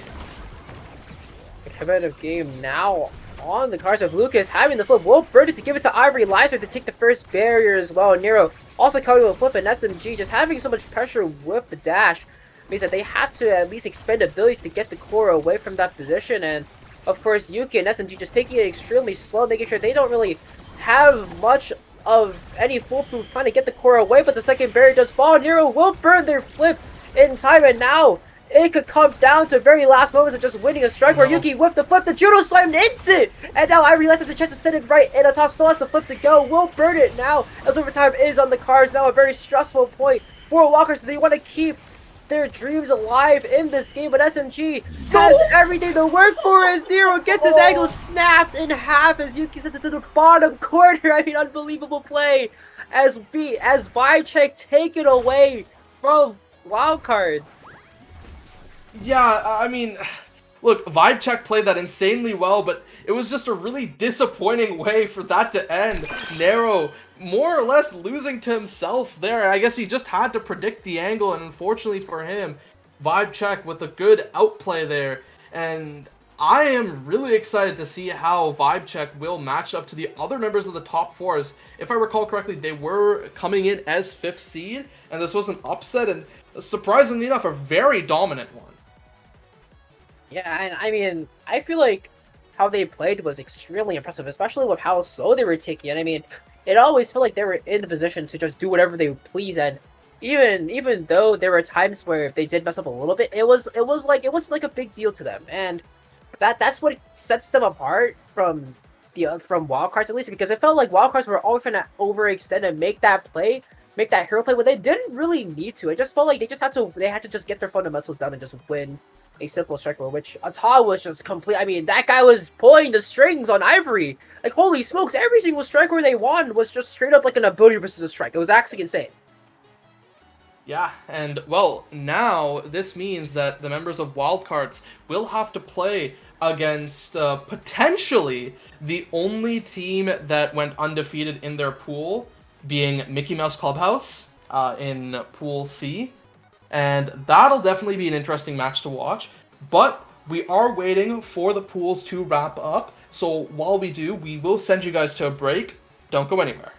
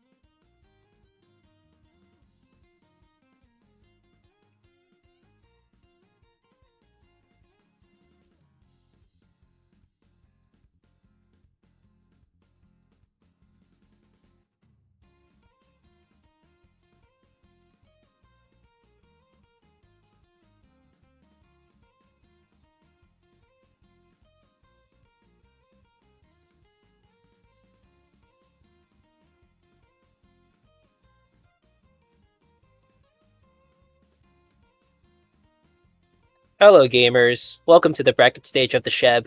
My Sheb in it, starting the Sheb right now, and we're bringing you today a pretty fun game. We're playing against Voss vs Spring Humans, two teams that have made it in to the bracket stage, and we're playing them first. I'm here with Taydus, and of course, we're starting first on the Taiko Temple with heavy impact and peak performance as our start. It's actually insane. Yeah, it promises to be a very interesting game, especially with Voss coming from a very dominant run in Stage 1. Not losing a single game, only dropping 3 sets in total. Kiyo, what are we thinking here? Is this gonna be a one-sided game again, or are we actually gonna get some pushback here? Well, Voss is running the basically the triple midfield comp, while it feels like Springs Humans, it feels like they're running more of a standard comp with probably Kazan goalie and then Zentara and now as the forward duo in our matchup. And of course, the bans being coming out at least, I'm actually surprised that these bans are up. I mean, for the last 4 games or so in the round robin stage, we saw Atlas being banned for most of the tournament. Actually, I mean, of course, he's a very, very great pick when you don't have that eject button prowess. And of course, we still have the games where you're going to be seeing monumentals. Well, not monumentals, but momentum boots pickups on these characters. For example, I mean, if we see Kai goalie here, which is very possible considering we have Alex at the goalie position. So seeing Kai goalie as well as taking the monumental, not the monumentals, holy crap, but the momentum boots, it's just going to be a lot more speed putting into this Taiko Temple map. Yeah, it should be a nice coverage for the lack of a check button. Question is just gonna be, can they handle getting back fast enough, or are they gonna end up overextending? Definitely overextending here as, of course, Venom Yami on the runes, Scream Elves on the Estelle as they are looking to take their win streak forwards as they play against Springs Humans. And of course, I think that the other team, they're going to be doing a lot of KO, even though we have a heavy impact star, and of course, this is going to be a very, very fast-paced game to see who has better core control and who can outlast the speed. And of course, it's basically just team peak performance versus team heavy impact, except for Noctule, who opts to take the perfect, but the peak performance on the other side, though. So we're going to see how that forms out as we get started with the kickoff here. Both members, or at least both forwards, on the other side, on the top barrier, as well as Noctule does save it away, as Spring Measure is looking a little bit low as of now. Vas very quickly dropping the first barrier there, but still managing to hold the gun. Ooh, and Alves quickly finding a kill with a very good snipe. Alex actually managing to pushing out, finding the bottom barrier. Actually getting the use out of the momentum boots, but pushing just a tad bit too far, not able to defend the bottom barrier there anymore. Venom Yami kind of inting his own play for the moment. He could have scored right there, but instead to go greedily for the KO. And I mean, if that's the way they're going to play it, then that's obviously a little bit of a mess out, but it's okay so far. Venom Yami still has a lot of control on the midfield position, especially playing the rune, and he's winning a lot of these interactions against Spring Maestro in these 1v1 opportunities, but Noctule still clears it out, and Alex has to try to rotate the core away from Noctule. Alex doesn't really have to play defense. The entirety of Turkey and Spring Rusher are just so far in front playing defense that there really isn't a need for Alex to really do anything other than just strike the core and maybe throw a Giga Blast or two at the opponents. But there we go, Scream Owls fighting the Estelle prior to stun Noctule, and not even being able to use Burst there is very, very nice, and that's point 1 for Voss. Point 1 for Voss here. The peak performance team actually being the first ones to find a kill. We'll have to see if Springs manages to claw that back, managing to actually use the heavy impact for some advantage, or if that's just gonna be a dead pick for them. Dead pick is intact, and Maestro getting a little bit freaky in the corner there as they do pick up one barrier. It is saved up by Alex, though, and he almost get the double barrier in the process, but Noctule does save it, but now they're stuck in the corner. Venom Yami's doing such a good job keeping it in the corner. I mean, that's just the powers of Rune, being able to just shove into the corner and not have to worry about your troubles as the core goes all the way around the map, somehow not really finding any other value other than just putting it right back onto Alex's side, and Voss are in a little bit of trouble. But it's okay, they're still having this corner offense, and it just feels like Turkey and Spring Merchant just aren't set up in time, as they're unable to really do anything other than just keep the core in there. But unfortunately for them, it's only a matter of time before Alex finds the Giga Blast, and he's been finding these Giga Blasts extremely well, and that's up to point 2, which is already a very dominant run. Alex just having so much more pressure forward with the momentum boots with that Kai, while Noctilite is just kind of forced into defense with the Kazan there. We'll have to see if they can change that. But so far, it still seems like Noctilite just possibly just lacking the range, especially when Oyami is just playing around him most of the time. They do find their first kill though. Now a power play for the side of Springs Humans will be able to capitalize on this. Perfect evade from Screamos at least, and of course this corner is somehow not falling. Alex, the holder of all time, as somehow it just doesn't fall and it allows Venus to come back online, and that's a great sign for future rounds to come if they can trust Alex to just hold it down there. And now they're in a very, very bad spot. Turkey having the flip as well as Noctilite coming up on it, but they do have it now. And Spring Rush are also coming up with flip as well. The energy apartment is very, very strong, especially for Springs Humans as they look to try to take any barrier away from Alex, but so far it's not happening. Alex just completely holding it down, even against flips.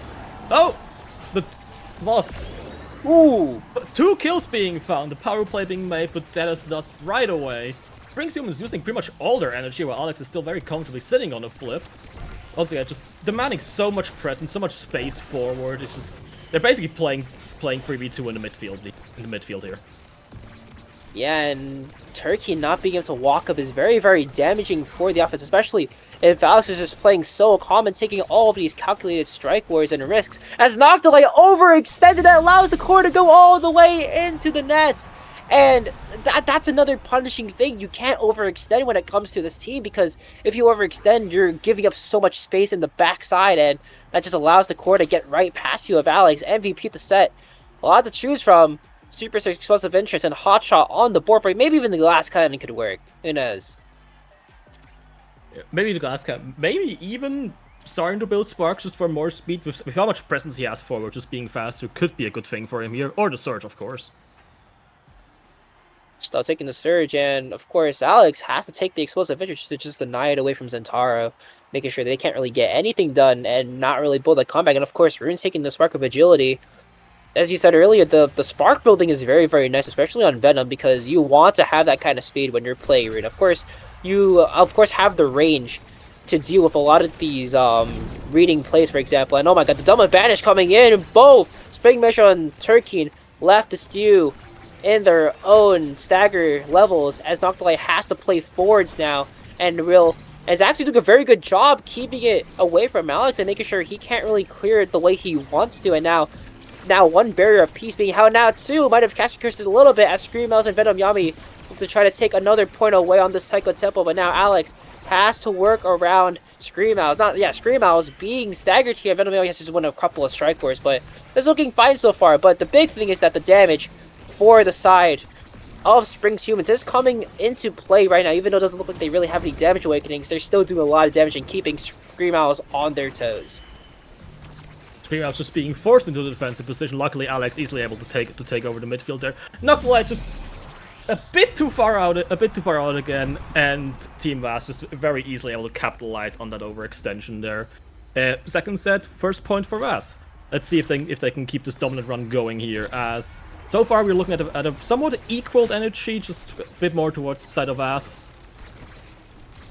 The equal energy department is looking very nice for Voss, especially since they're doing a lot of work just keeping the core in there. I mean, in particular, Alex is getting so aggressive, and it's working very nice, especially since they're getting at least 1 bear for every single time they get up there, and at least Alex just takes control of the entire game for about half a second. Of course, the double banish coming into Venom Yami doesn't do them much good, as the core getting procced around. I don't even know how that red core, but it ended up happening, and the core just sinking it right through Noctilite. That doesn't really do any justice, as Voss takes it up too well. And of course, Alex and Venom Yami still having the flip is going to be very crucial to how they set up their offense. Next, the double barrier comes into Strike War. 2 Strike Wars being won by Screamos to put him up another set on this Taiko Temple game.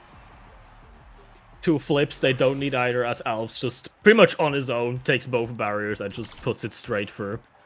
Now we'll have to see. Are they gonna have a counter here? Is Spring Humans gonna try to take more damage? Are they gonna try to deny the spark or something? Or what's their plan for coming back here? What do you think? I think that in general they just need to work on the fundamentals also, because like they're losing a lot of these strike cores that could theoretically be wanted. I don't think they trust Noctilite enough, or at least I think it's because Noctilite is low key, like getting really he's trying to do things that he doesn't need to do in particular. Like for example, like you saw twice that he decided to try to walk up and then he had hook, but it just didn't come out in time. So the big thing is that they just need to work on, in my opinion, they just need to trust Noctilite to get the core to their side and eventually get, because look how all three of the members, like as soon as something comes up, they're all three back, and it just puts them in a really easily like banishable spot to where one person gets banished, maybe even two people get banished, or maybe if they get really unlucky, all three of them are banished. Like look how they're all kind of like together in that very moment, and it allows Screamhouse and Venom Yami to have so much core control in that moment. And of course Noctilite saving and putting Screamhouse to grab the orb, but Spring Maestro still very, very low, and it just looks like they're out of position all the time, and Venom is just completely capitalized off of it, and so is Screamhouse as well, finding that top barrier, well, top score over there. And of course Voss, they're still on their dominant run. They have 2 more points to go before they bring it to game 2. Yeah, it's definitely like for Spring Humans, even if they manage to clear it out, which they do, like the defense is solid. But even then, it doesn't have anybody to go to. Ooh. Especially with Alex being there. A very nice banish at the bottom there. Putting a lot of damage on Alex and trying to get him out of the fight once more. But he does get the orb there to stay in. Flip finally coming out from Venoyami, finding the bottom barrier luckily. And now it's open again. Ooh, almost going down there. I was not quite getting the kill. Turkine almost getting yoinked off the map. Won't find that second barrier, and somehow the barrage, fake barrage moment, X+1 allows Turkey to stay alive, and Alex burns the flip a little bit too late, means that core will find a second barrier, as well as finally, for the first time, it looks like Spring's humans are on the offensive at this very moment, and there we go. Spring Maestro capitalizing on Turkine's little corner performance, puts them up a point, and they have a lot more to go through. They just need 2 more to win the set, but it's a very, very uphill battle for them. Spring Humans hopefully finding their flow in this first game here. Seemingly, yes, as Voss very quickly loses their first barrier. Energy so far looking quite equal, so at this point we could see this turnaround. But turnaround it doesn't, at least. Instead, the turnaround is for Voss as they pick up another KO, leading that power play, losing the second barrier too, as Noctilite still has to flip on the cards here. Will use it to clear it away, but it ends up coming back into them as the corner of the Taiko Temple betrays them, as it sends it right up to the top barrier, the only part where they weren't defending. And that's just a match point for Voss. Whoa, what a bounce. A very unlucky reflect off of the central dump there, leading to a match point. Ooh. Alex almost finding the first barrier with that snipe, they're not quite. Then they're going to be finding another very good Vanisher as they do find the top barrier. And again, Alex just demanding so much space forward. While Spring still, they seem very focused on getting Alves out, but they never quite manage it. It just gives, especially Venom, so much space in the front there. Also, is way too much HP, and that just kind of puts him in a very, very... it makes him a lot harder to kill, and of course, all of the kills I've seen so far have only just been knockoff KOs. And of course, the kill, the blink, everything thrown into the kitchen sink for Screamhouse pays off as they take the first game away from Spring's Humans to 3. A very clean 3-0 sweep for Voss. Another very dominant game from their side, yeah. It really seemed like just... They had too much speed. Alex just demanded so much space forward. Venoyami was on point with the banishes. And yeah, a very dominant game again. And for game 2, we're gonna go to Atlab. What are we looking for there? Are we gonna see the same strategies again? Are they gonna shift something around? What are you thinking? I think that in general, the plays by Alex, Venom, and Screamhouse, it doesn't really matter what they go. It just becomes, what if they ban this, then we just pick another thing. Like, they are very, very versatile in that matter, and allows them to have a very, very wide character pool, and that is very hard to defend against, especially even if you don't have Eject button. It doesn't really do anything, because I don't think Alex really plays a lot of Eject characters. I could be wrong. I'm not an EU player. I'm not a knower. But of course, I was gonna comment on the Atlab pick. Bro, Taiko Temple, Atlab, Night Market. It was projected somewhere out there in the universe that we were going to be going back to the top 3 best map, or the top 3 most favorable maps in EU. So All good. Yeah, I mean it's what these players are most likely most used to playing. So obviously most people go for them. We have seen teams that practice specifically on the less popular maps and pick them for that reason. But yeah, so far a very normal map draft. I'm curious to see how Alves keeps playing this in the second game. He was very dangerous in this as well, just with the snipes, just seeing people a bit too close to the edge and just getting quite a few power plays there. Yeah, I think the build different Loki does help because, in general, just the extra damage hit onto what's his name? Onto anyone actually. Like I'll say, for example, it was either Spring Mishra or Turkey, and on just the receiving end of the beam, and it was just so hard to just get out. I mean, it's easy to get out the way, but like if you can't pay attention to all the things at once, and like if you're like in the middle of something, then you can't really like evade and then re-strike the core because you'll just get hit by Linger. So obviously, it's a very hard game to keep track of what's going on and what's not going on. So maybe it's just in terms of keeping themselves on their toes for the most part, because of course on the At Lab there's a lot to work with. Juno being taken with the hot shot and the spark of strength on the cards again. This time well, not Turkey, but Spring's humans. I'm still stuck in like S3. Holy smokes! But the Spring's humans take you away the Kai, and of course Voss banning the Yaimi away. I think they banned the Yaimi last time as well. So yep. Rune coming up again. Juno and Estelle actually. I think Venom Yami's playing the Juno this time. So it's going to be a masterclass of a Juno once we see it, especially with the hot shot pick. And of course, I think they're going back to the old maybe Rune midfield and then Julie forward. Of course, I think Turkey's going to be playing, and of course, and actually the Vice coming on to play. It could just be not even Vice goalie. It just might be Vice midfield, and of course, momentum beats on the Rune for Noctilite. I wonder what this last pick's going to be. I wonder if I'm right. Then I think Alex is choosing this one. So maybe he goes around, maybe takes a melee goalie, for example. Oh, actually, no, they go Zentaro, so I'm completely wrong. Who's playing Juno? I would expect Alves on the Estelle here again, because that worked very well for them at the moment. Possibly Alex and the Juno in the goal. I could see that. It would be risky depending on it, but I don't see the Zentaro there really. Spring Humans picking away the Rune there just to kind of deny that pick seems like a very good idea. I feel like they struggled with that quite a bit without group they were. We'll have to see if they can do better this time. Yeah, someone ping Soren and tell him, oh my god, Centauro goalie. Jokingly, of course. Juno appearance. You gotta start taking notes, though. All good. I mean, to be fair, Juno is, I mean, Venom Yami also has played on that Juno a bunch of times. So maybe, it might not even be Juno goalie. It could very well be a Estelle goalie, and then you have Scream Elves playing Zentaro. Or it could be the other way around. Like, maybe Zentaro goalie, but I think it's probably either Estelle or Juno, but I'm leaning more towards Estelle.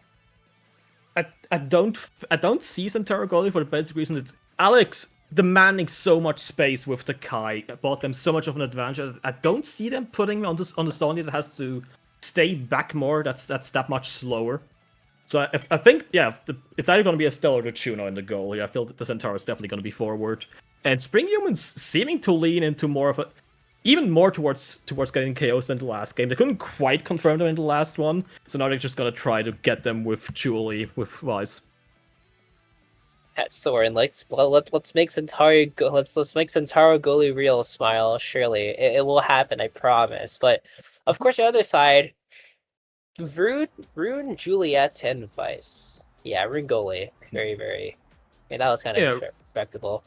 I mean, to be fair, if we're gonna keep talking about the Zen lore, I mean, you could probably either. I think the main stretch is to take pauldrons. I think that's like the peak of what you want to do. And of course, I am a fraud. Of course, okay, I'm sort of right. Yeah. I'm sort of right. Venom Yami on the Estelle and then Scream Elves, of course, on the Zentaro. So yeah, I'm a fraud. All good, but it's fine because it's basically Team Hotshot versus Team Spark. It's okay. It's still a very fun game, and of course, we're kicking it off very early. A lot of damage being put onto both midfielders at least. Spring Maestro very low, and Venom Yami having to grab back for the Noxley, missing the strike there. Sets them up a little bit for failure as Alex also loses their bottom barrier too. both teams losing the first barrier, but as we all know, it's only the second barrier that matters, so this is still completely fine. But so far, Vaz not going for the damage, being the ones that deal a lot more. Springmaster already finding themselves almost broken. A very good banish takes out Zen here, but not quite there. Alps being dropped loaded again, don't find the confirm. Menami almost finding the second barrier with the snipe there. But so far, they're both just kind of fighting around the midfield, not quite able to get close to the barriers. Yeah, both goalies are doing a very good job keeping it away from the enemy force, and of course Alex waiting there. Very good patience allows Venom Yami and Screamos to set up perfectly for that. Oh my god, every judo player's worst nightmare, the core just randomly goes through. And of course, that's up to Turkey for the kill, and Alex loses his second barrier to overtime now. A lot of things to work with. Flip coming, Alex Screamos not in the position, but he does catch it in the end, is knocked away. He sends it basically right back to Screamos. It doesn't even take the corner, which was honestly the better option, but Screamos catches it with the slice and dice and sets it to the bottom corner. Perfect play from Screamos, noticing it. Vaz just being able to turn that power play right around, getting that first point here. And yeah, we'll have to see. Again, it's more equaled out now, but I still think it's very much Alex just demanding a lot more space with the Juno here as Vaz does find the top barrier. Ooh, a banish does take out Alps here, but again, we've already seen that power play does not mean that Vaz has to back down. They do bring humans finding the top barrier here, being able to get it through Alex, possibly finding the bottom one. Yes, the Wise will find the bottom one. We'll actually put Venayami quite low. And we do see Spring Humans at the advantage here. They just have to transform it now. Beautiful conversion from them for both barriers, but again, as you said earlier, we have to see the goal come into play, and of course, all three of them are on defense, but they're still losing the major strikers that they need to win. Of course, Spring Marshall still have to be on the back seat, and there we go, opening kill for Turkey, and at least that they need to come from this now, as Noctilite has to burn the flip from Screamhouse, as Spring Marshall and Tom Moyasela have to look to work together, and there we go, first point going to the side of Spring's Humans, at least. Very, very good stuff from Turkey, and getting the strike redirect as well onto Alex. Turkey just showing that Voss needs to be careful around the edges, that he is dangerous. But again, a very early blob just finds the first barrier right away, which so far has been a bit of a trend. Right now, let's see. Energy-wise, we are energized. Also leaning towards what with Scream Alps having flipped there. Venayami finding a very quick kill with the snipe. They're putting Vaz into a power play. Question is, will they be able to convert it? No, they lose their bottom barrier. Being able to equal it out, but Al's getting absolutely deleted into the rune pillar. You're gonna scream Al's forgetting that the rune pillar does kill as you dash into it. So very good power play, but it's fine. They're all good because it ends up setting back to 3v3 and no barriers are taken. So it's okay for now. I might have just caster cursed it because a barrier on the top side is taken here, and Spring Marshall looking extremely low too. Has to throw every ability up the screen to try to get him away, but somehow, I mean, what? It just rolls for both of them, and Venayami is just ready to punt it in there. Perfect. I think the pillar just got canceled because Scream was just standing in the right spot, and that allowed the core to just travel all the way around. And that sets up another point for Voster too, perfectly as well. As Noctilite tries to counter Scream Monster, trying to go for Spring Measure, but doesn't connect the banish too. Spring Measure has to pop the supernova to try not to die, but so much damage is being put onto him is that it doesn't really matter whether or not he gets the orb, because he'll end up almost always taking damage as well. But Alex and Venom Yami not losing the bottom barrier on their side, but they still have flip. So it's a good sign for this offense as they do activate the power play at this very moment. Scream Mouse and Venom Yami to try to take away Noctilite's flip, which they do actually. And the blink from Venom Yami secures that second barrier as well. The flip coming in, everything being thrown in. Tomboy on sale misses the strike, and allows Venom Yami to secure it right into the top corner for Voss's first set. Venom Yami just waiting out the Juliet ult there. Just he had everything thrown at him and just stood there and waited. Well, let's see what we get here. I mean, Spring Humans is attempting to go for kills here, I think. So we have Spec Training on the board here. We still have Super Surge, which should make Tirko a lot more dangerous. Deadeye on the rune. All right. What else do you think here? For Specialized Training, still on the cards for Spring Maester at least. It's gonna be very, very dangerous, especially when you don't want to do a lot. Well, when you want to do a lot of damage, and of course they do have the damage potential. We saw it on Venom Yami a lot earlier, and if they can keep up this, well, if they can try to do a lot more damage, it could be a very good turning point for their team. But right now, they're more focused on core control. Everything being thrown, and there we go. Venom Yami out for almost not out of the map yet, but out for blood definitely as he tries to stay alive. He does fall, but both barriers will follow the process for the side of Spring's humans, and it's not really looking good for them just yet, but they do take that second barrier as well as Turkey and has to try to get away from this. Alex with a perfect save as well, but it cannot be stopped. The flip too strong for Turkey as they pick up their first points in the set. A very nice flip there. The blob from Alex not quite ready for it. Yeah, that's what we need to see more of them. We're gonna need, they have the damage, they just need to actually convert it. So far, they haven't quite managed. Like Scream Out again, finding a very good opportunity there, doing a lot of damage, and Venom just cut. See again, so good with seeing this opportunity, confirming right away. Turkey, however, seeing Slash there and just instantly taking him out, putting the power play down dead as dust. Springwest is the first to come back, giving Springwest a very short advantage. He will be able to convert it. No, again, not quite. Yeah, the strikes here are not looking good for Noctuli right now. It feels like he's panicking a little bit in terms of keeping it away from Venom Yami, because there are a lot of times where Venom Yami is just able to walk up right in front of him and then just do so much damage, just being a little bit too far back, and that allows him to, well, that puts him on the defensive and not on the offensive, which you kind of want to be if you're the goalie. At least being able to take those proactive plays and making sure that the Venom Yami can't really do anything to stop you. But again, we're only at 0.3 so far. There's still a lot to watch in the set of Stream. I was looking extremely low. We'll lose that second barrier for Voss here as they're kind of on the back foot at the very moment. Venom Yami does have flip though. Will evade the bandage of Scream Mouse, has to dash away. Will use that passive to take the core away as Noctuli not in the right position though. The core sliding by and Venom Yami having the flip too. Will burn it, trying to get the Scream Mouse, and Scream Mouse doesn't pick it up in time though. But both barriers being down on both sides is very, very dangerous for both teams, especially with at least the rune, because Juno can just send it over extremely quickly in about 10 seconds right now if they just give the time to last. But Scream Elves finding it, putting the points away extremely quickly as Voss takes a very commanding lead into the set too. Spring Humans almost having 2 flips, soon 3. They will just have to actually use them effectively. We've seen a lot of flips being lost in this game so far. Voss, again, just very quickly finding a first barrier. Not quite returning it, though, with the core. Ooh, and that Spring Master being completely lethal in the corner. A very nice bandage. Slows it down a bit. A lot of damage going onto Alps. Probably forcing him to fall back a bit. But even then, he still pushes forward. Flip on Alps now as well. Spring's losing one of those flips is gonna hurt them a lot here, I think. Noctuli still having his, luckily.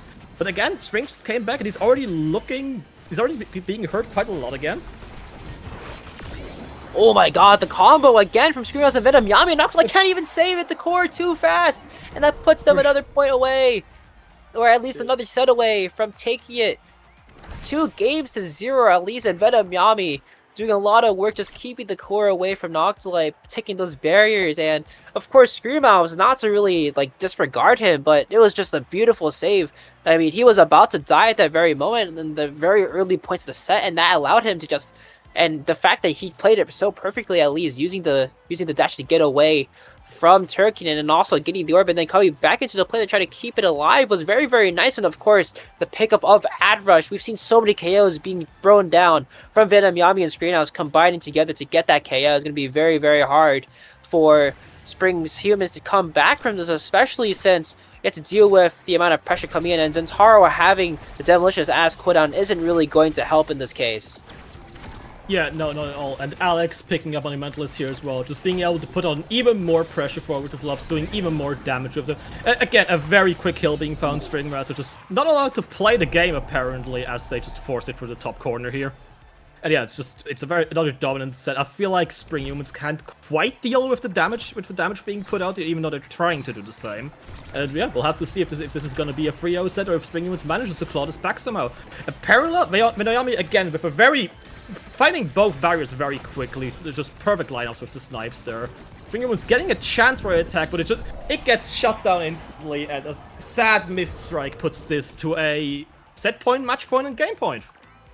He tried to kill Screamos, but forgot the core was in the way. Therefore, he missed the core. Yeah, a bunch of these are just kind of just like easy to mess up mistakes. It just feels like they aren't. They're feeling a little. They're feeling a little bit too like careless about what they're planning to do. And of course, not. I mean, Rune players. Of course, they have to deal with this all the time, where they have to know where they're hitting the core, and if they can't hit the core in the right spot, it becomes very hard to deal with, especially with Venom Yami in this very vulnerable spot right now. They're looking for the kill to try to kill Spring Maestro and keep him away, but that means the core is going to be almost always in there, and Screamos completely reads Noctilite. I mean, he's just so big that you can't really get the core away, and he stands still, takes the strike and wins. So, Yep. Voss completely beating out Spring's humans there in a very, very dominable 2-0 fashion. I mean, very, very good stuff from Voss, and of course, I think they're the #1 seed, so it's as expected as can be. Yeah, was very much being the favorites for this to win this tournament so far. Yeah, I feel like what you said is quite right. Spring Humans had a lot of like small mistakes that would be easy to fix, but what lost it more than that is just that Yami and Alves were both so good at just capitalizing on them. Like Spring being out of position for a second and he's just dead. He's just dead from a snipe. Noctilite just forgetting, just not seeing the core for a split second. It just gets past them. It was a lot of capitalizing. They just out-damaged them as well. Vaz outsped them, they out-damaged them, they confirmed the kills very cleanly when they had the chance. Yep, a very, very dominant game from them. I just realized, yo, Screamos, 46 redirects, yo, W Brawler, bro, oh my god. I mean, he also finished level 6 with the amount of touches he got in the core, but it's all good, I think, because he converted extremely well, and that allowed them to score really, really easily, so, oh, good. We're chilling, and of course, that brings us around for the bracket 1 at least. First BO3 of the game. Very, very nice to see. And of course, congrats to Voss for making it to the winner's semis. And of course, we'll be back. We have 2 more BO3s coming your way, so stay tuned. Don't go anywhere.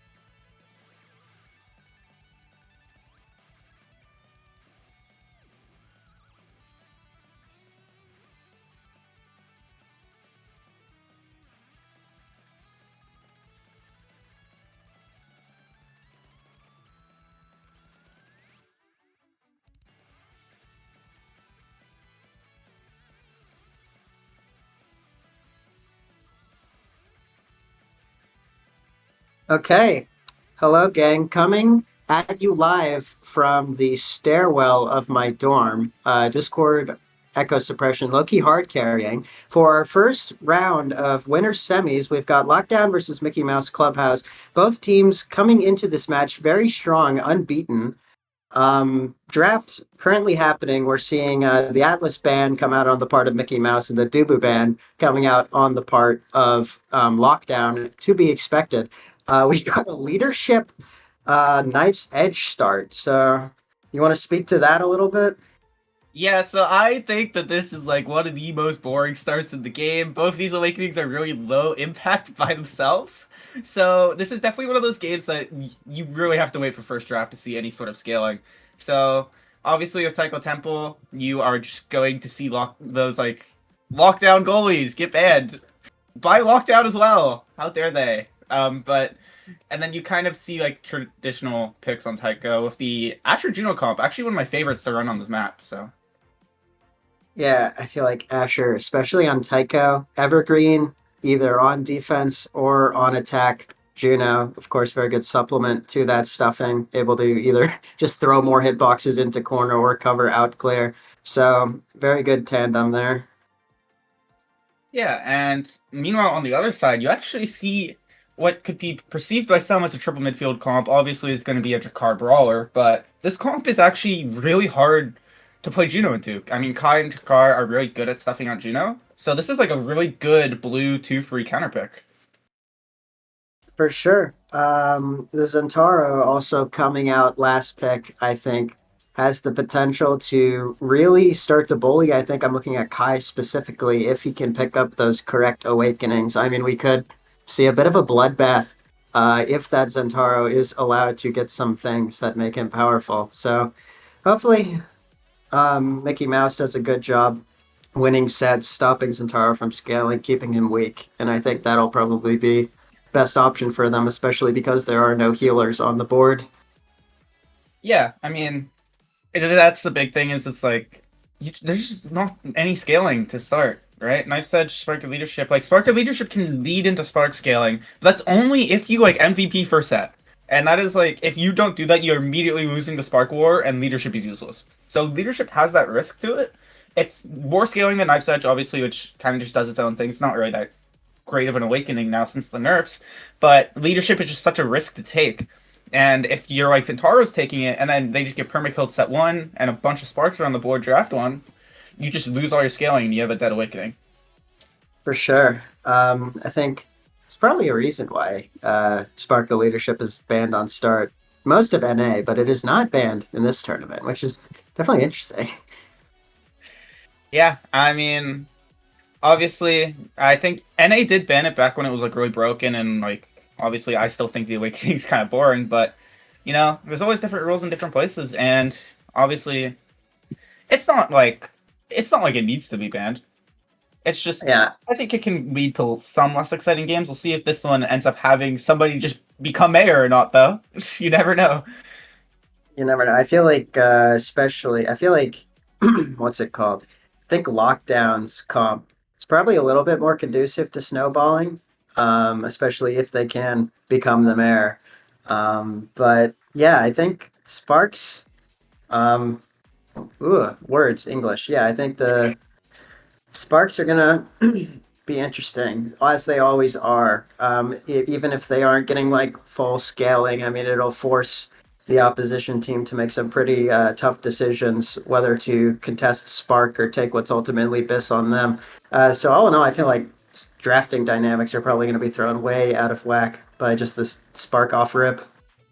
Yeah, and something interesting to note, by the way, this is most likely going to be the last tournament with Sparks for a while. They are getting rotated out next patch, so I think it's kind of good. There's 4 Sparks, and any of them being in first draft, I think makes the game a lot more linear in how you draft. So this being the final tournament with them, it'll be interesting to see, you know, one last time where Sparks reigns supreme on the draft. Okay, looks like we are getting into the game. Everyone just quickly locking in their picks. We got Taiko Temple, known for chaos. Hopefully no one gets manipulated by that diagonal bumper that has a nasty propensity to own goal. speaking from experience. And yeah, here we go. We're really looking forward to this match. Let's see. Oh, we got an... Oh, the laptop is being very weird. Apologies. Okay, wait. Do you mind taking this first point play-by-play? My laptop's kind of crapping out. Yeah, Thanks, so boss. interestingly enough, we have 6 Spark of Leaderships, nobody wanting that Knife's Edge, proving how weak that Awakening is. And this just means draft is going to be really warped here from the Sparks. But as we see here, Sloth trying to clear the lane, but Brack able to take this first barrier, pushing towards the bottom side here with Skull Reaction as the piercing shot, unable to find anything, as Sloth able to clear things for now. Yodesman forced to use the Giga Blast here, unable to find anything as Brack takes the second barrier for an excellent dribble. Yodesman pushing forward, and an immediate strong point here by the side of the Clubhouse here. Just absolutely dominant from start to finish. For sure. Very good point on the part of Mickey Mouse Clubhouse. A little bit of stuffing action there. We're into the second point. Scythen and Lumberbrack contesting in the middle there. Not quite able to get it through. Sloth finding the out clear off the top bumper. Clubhouse just hitting the quick back rotate to alleviate the pressure. Lumberbrack now trying to make that opposition happen on the bottom corner. What's it called? Docker's doing a very good job to drop back and defend alongside the Asher, getting that ball clear. Scythen not looking too good in the stagger department. Skull reaction, looking to pile on the damage, but in fact it's actually a member of Clubhouse that falls down first, forcing a power play onto the side of Lockdown. Scythen being allowed to heal a bit more because there is less kill pressure on him. Still, okay, speak of the devil, there he goes, and now we have a power play in favor of Clubhouse. Lumberback trying to force that corner offense where Jakar operates so strongly on his own. Estelle expending the ult to not much success there. Excuse me. Lockdown now being able to work it out the back with relative ease. Sloth being forced to expend the flip. Great patience waiting out the Giga Blast from Yodesman there, though, ensuring that the play stays alive for the time being. Estelle not looking too good for wear. Strategic stall, question mark, to allow themselves to heal and get them back into this game. Sloth finding the rotate, but Skull Reaction calling it out very well, working the ball up to Lumberbrack and securing that second goal. Yeah, I mean, such a strong start from Mickey Mouse Clubhouse, and this first set matters so much, right? I mean, if only one Spark shows up, then MVP just gets Spark, they scale, everyone loses. So this first set is super important to win here. For sure. Sloth and co. doing their best to ensure that doesn't happen, trying to find some momentum, but speaking of momentum, absolutely flipped against the side of Lockdown right now, being forced to expend all sorts of abilities just to keep their 2 barriers alive in the midst of this power play in favor of Clubhouse, and the power play taken brilliant advantage of by Clubhouse to get that double barrier. Yodesman with an unfortunate Giga Blast miss or mishap there, losing his bottom barrier. All good though. He managed to hold the second one for the time being with a really good primary into strike. We're now seeing a bit of a stalemate in the midfield, but Lumberback looking scary with that core flip. Times it extremely well to slot and split the difference between Donkers and Sloth on defense, securing a pretty forceful and comprehensive first set for the Mickey Mouse Clubhouse. Yeah, an incredibly dominant start, and there's 2 Sparks on the board, so it looks like Sparks are at least going to be traded, which is pretty decent for Lockdown. As they don't at least lose the Spark race, and you know, Sloth or Brack could end up getting triple Spark this game. But something interesting to note, as I kind of mentioned earlier, Donkers is really struggling to find value on the Juno against this Kai Drakar. That matchup is like really difficult, and this blue 2-free has really been showing insane value here for the side of Mickey Mouse Clubhouse. Juno left with not too much in the wake of useful awakenings to round out that draft, and we're now going into set 2. Both teams having a Spark Donkey, just contesting the Spark, making sure no one can run away with that third Spark asterisk. In any case, we see Clubhouse lose their top barrier relatively quick. Sloth finding a really good out clear there, 2 Donkers managing to keep the whole second barrier for the time being. Clubhouse being forced into triple defense, trying to outlast all these abilities coming out of Scythe and Centauro. Managing to do so for the time being. Another really good out clear, snubbed out by Sloth, really recognizing the time is right to push forward and ultimately helping take that second barrier.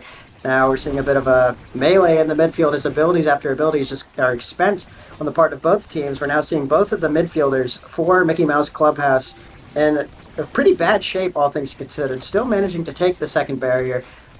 Skull Reaction now managing to contest in the midfield pretty effectively with the beam and the blink now that they're back at full health. Donker's not quite able to get to that ball, but we still have a really scary corner pressure situation for Lockdown, but Yotisman managing to field the pressure for the time being, and we might not quite seeing a goal there, but definitely Sloth being put into a tricky position, having to expend Asher Dash to keep that out of the net for the time being. Yotisman stalling, looking to bait out any sort of Zentari ability, but the ability does not come. Score reaction, shoving that through with primary. Sloth is equal to it though, managing to hold on to flip for the time being. Scythen just trying to work it up the field into a wall of blue bodies, not quite managing to make anything happen. Lumberbrack with a really well-placed strike, but Sloth is equal to it. Really great patience there, awareness there to not expend the core flip when he did not have to. We're now seeing a lot of flips being expended from everyone on each team. Almost a goal against the run of play there for Lockdown, but not quite. Oh, Yotisman with a really, really good try there with the primary, holding on to his flip. Not sure if the flip would have gotten it, but in any case, we have Lockdown's first goal of the game. Donker's with a really nice self-pass setup with the blob, putting it in the bottom side. Yotisman just barely missed the angle on the barrage, otherwise it would have been perfect, but this is Lockdown's first point. Let's see if they can keep the momentum with it.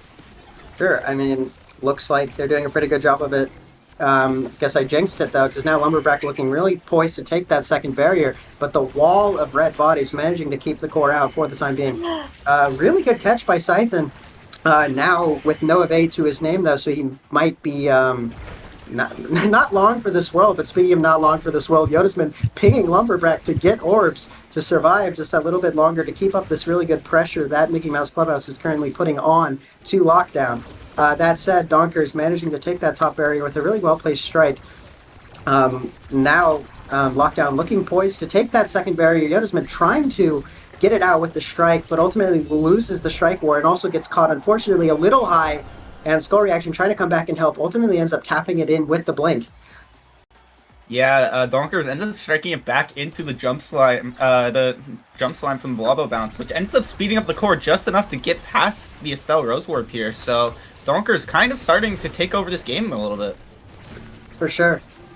Speaking of that, there's another take by Donkers with a really good strike, also putting out the slime to ensure the pressure is kept up. Good call out by Skull Reaction to take that top barrier with the beam.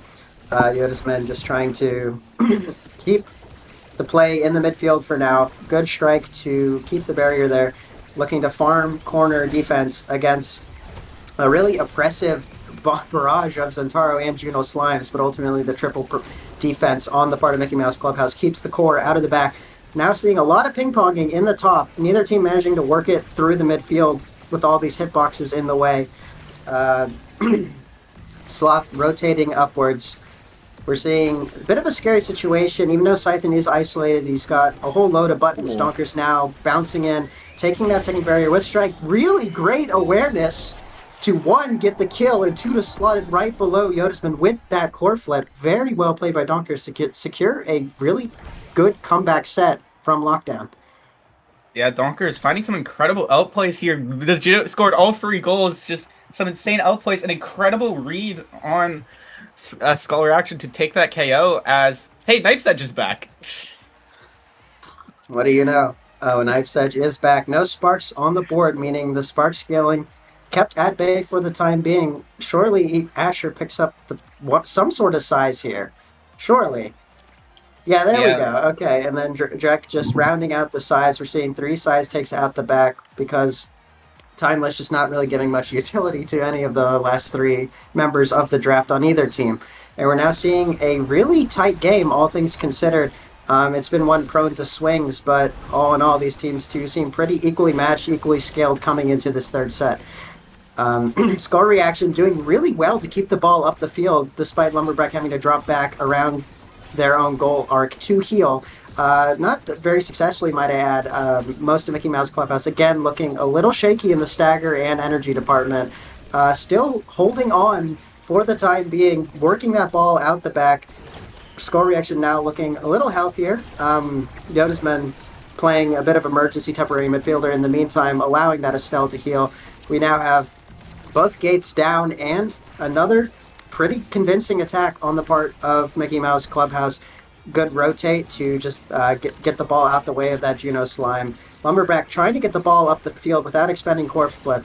Not quite managing. There's just so much going on in these tiny little alleyways. This is a really dangerous situation. All of Lockdown doing what their name implies and locking down, getting behind that core, managing to get that really scary core flip Fleer, and Donkers managing to hold on to Burst on top of that. Really good primary from ETOS to keep the ball out of the lock for the time being.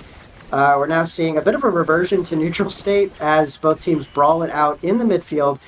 Score Reaction finding that out clear. Lumberbrack and Score Reaction both eating a lot of damage by that Zentaro, but speaking of the Zentaro, reaping what he sows, getting killed, knocked off the map there, and a really well-placed strike from Lumberbrack, ultimately winning that goal, despite, I feel like, Mickey Mouse Clubhouse being a disadvantaged state for a lot of that point.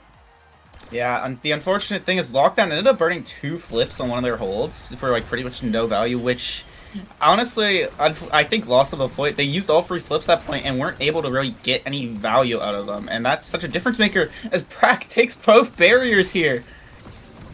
Yeah, it was a really good take. And yeah, I mean, I commented at the start that both of these teams seem pretty evenly matched, but as of now, it seems that Mickey Mouse Clubhouse has shifted into a higher gear, a bit on cruise control, all things considered, managing to navigate the damage very well and dealing damage themselves, as evidenced by Sloth getting exploded by something. I'm not even quite sure what that was, but leaving the goal open, defenseless, and we see another straight point coming out of Mickey Mouse Clubhouse. I've noticed that in all of these sets so far, the winning team 3-0s. So we'll see if the pattern continues here, as Mickey Mouse Clubhouse looking so dominant yet again here. For sure. I mean, Taiko, maybe I'm just new, but it never feels like a very momentum-heavy map to me, but we're seeing these huge swings coming out, in spite of the, I guess, spark start. Ooh, whoa.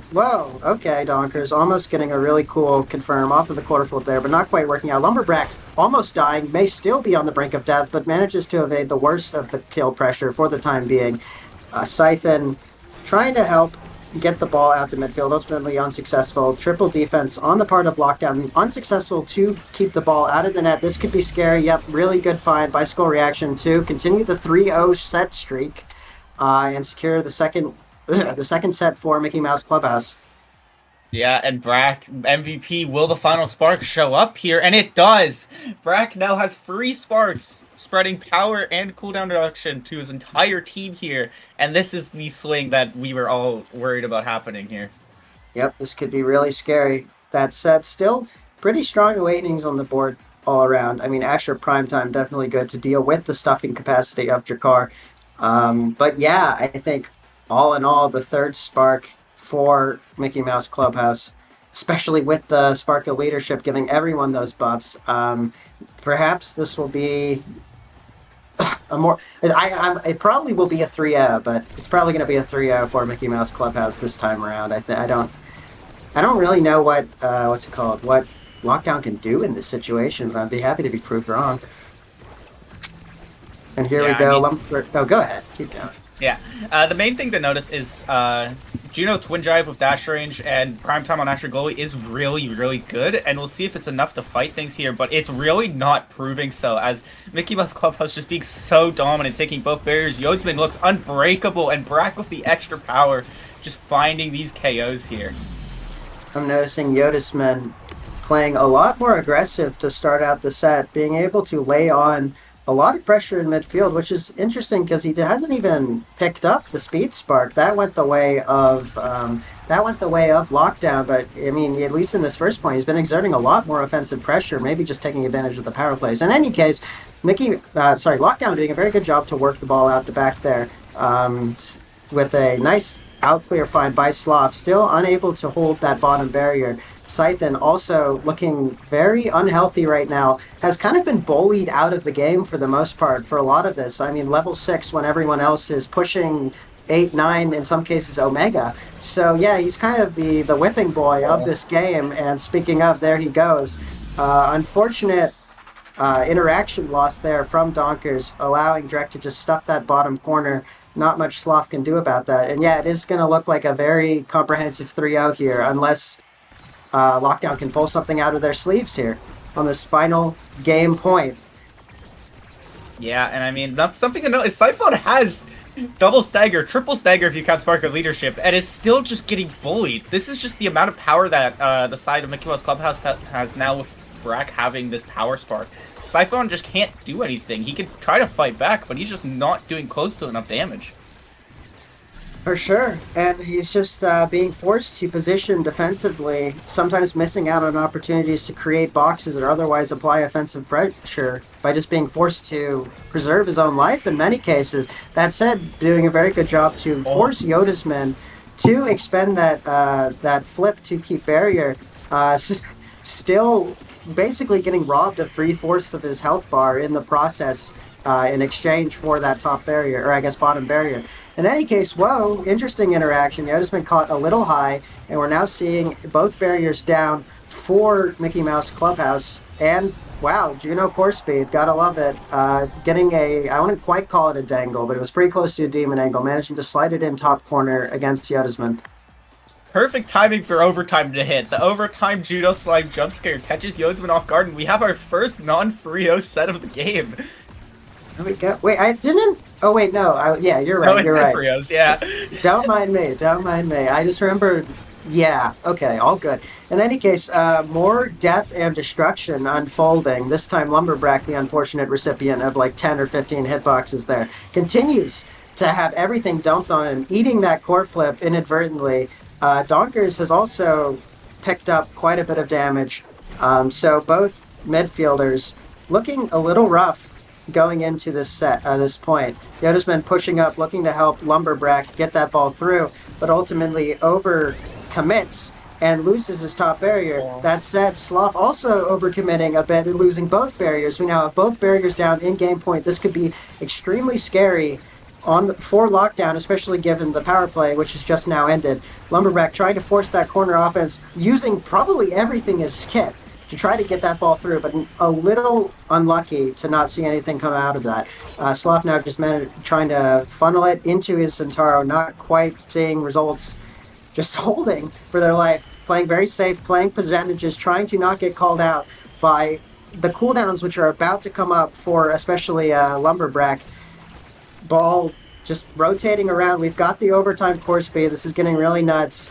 Donkers trying to buy some time with a dribble into their own slime. Little unsuccessful. Yodisman just keeping the core speed, feeding it up to Lumberbrack, but snubbed out by the Asher ult. No worries though. Estelle, skull reaction, managing to find that bottom corner snipe and taking game one for Mickey Mouse Clubhouse.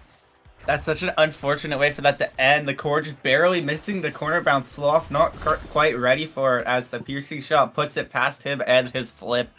And I mean, Lockdown looked like they had signs of life. They were winning these crucial strike wars on defense. They were locking it down, but they just couldn't find the offense they needed. They were really relying on Donkers to get points because Siphon was just taking so much like damage pressure and like KO pressure that it was really hard for him to really get in front of the net without exploding. So they were just relying on these long-range shots from Donkers, which is really hard to get past Yodisman like on this Kai with so much speed and like with the barrage just able to shut everything down, and they just couldn't achieve their win condition whatsoever as Mickey Mouse Clubhouse with a dominant game one.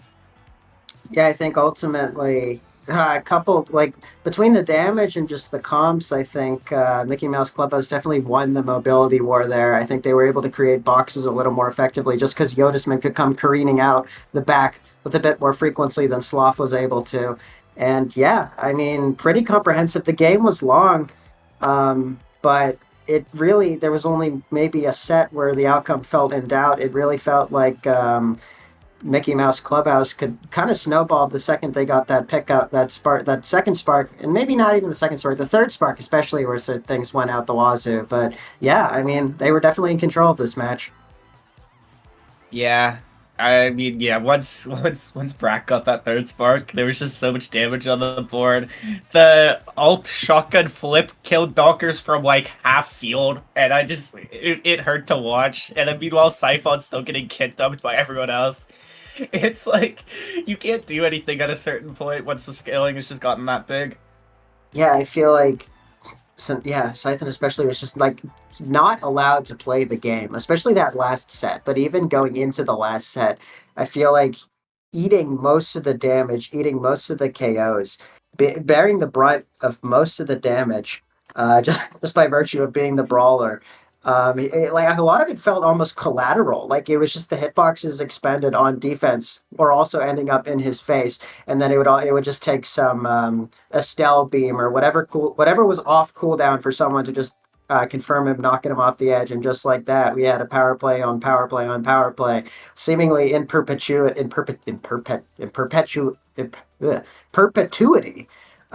for the Mickey Mouse Clubhouse. Yeah, and we're gonna be going to Inkies next, which is completely different. This is a really open map. There's no lanes. It's a lot less damage pressure unless you're gonna start knocking people into the cannon, which I hope so. It's always fun. So this is completely different from game one. Obviously, this is now Lockdown's map pick, so it's a pick they're a lot more comfortable on.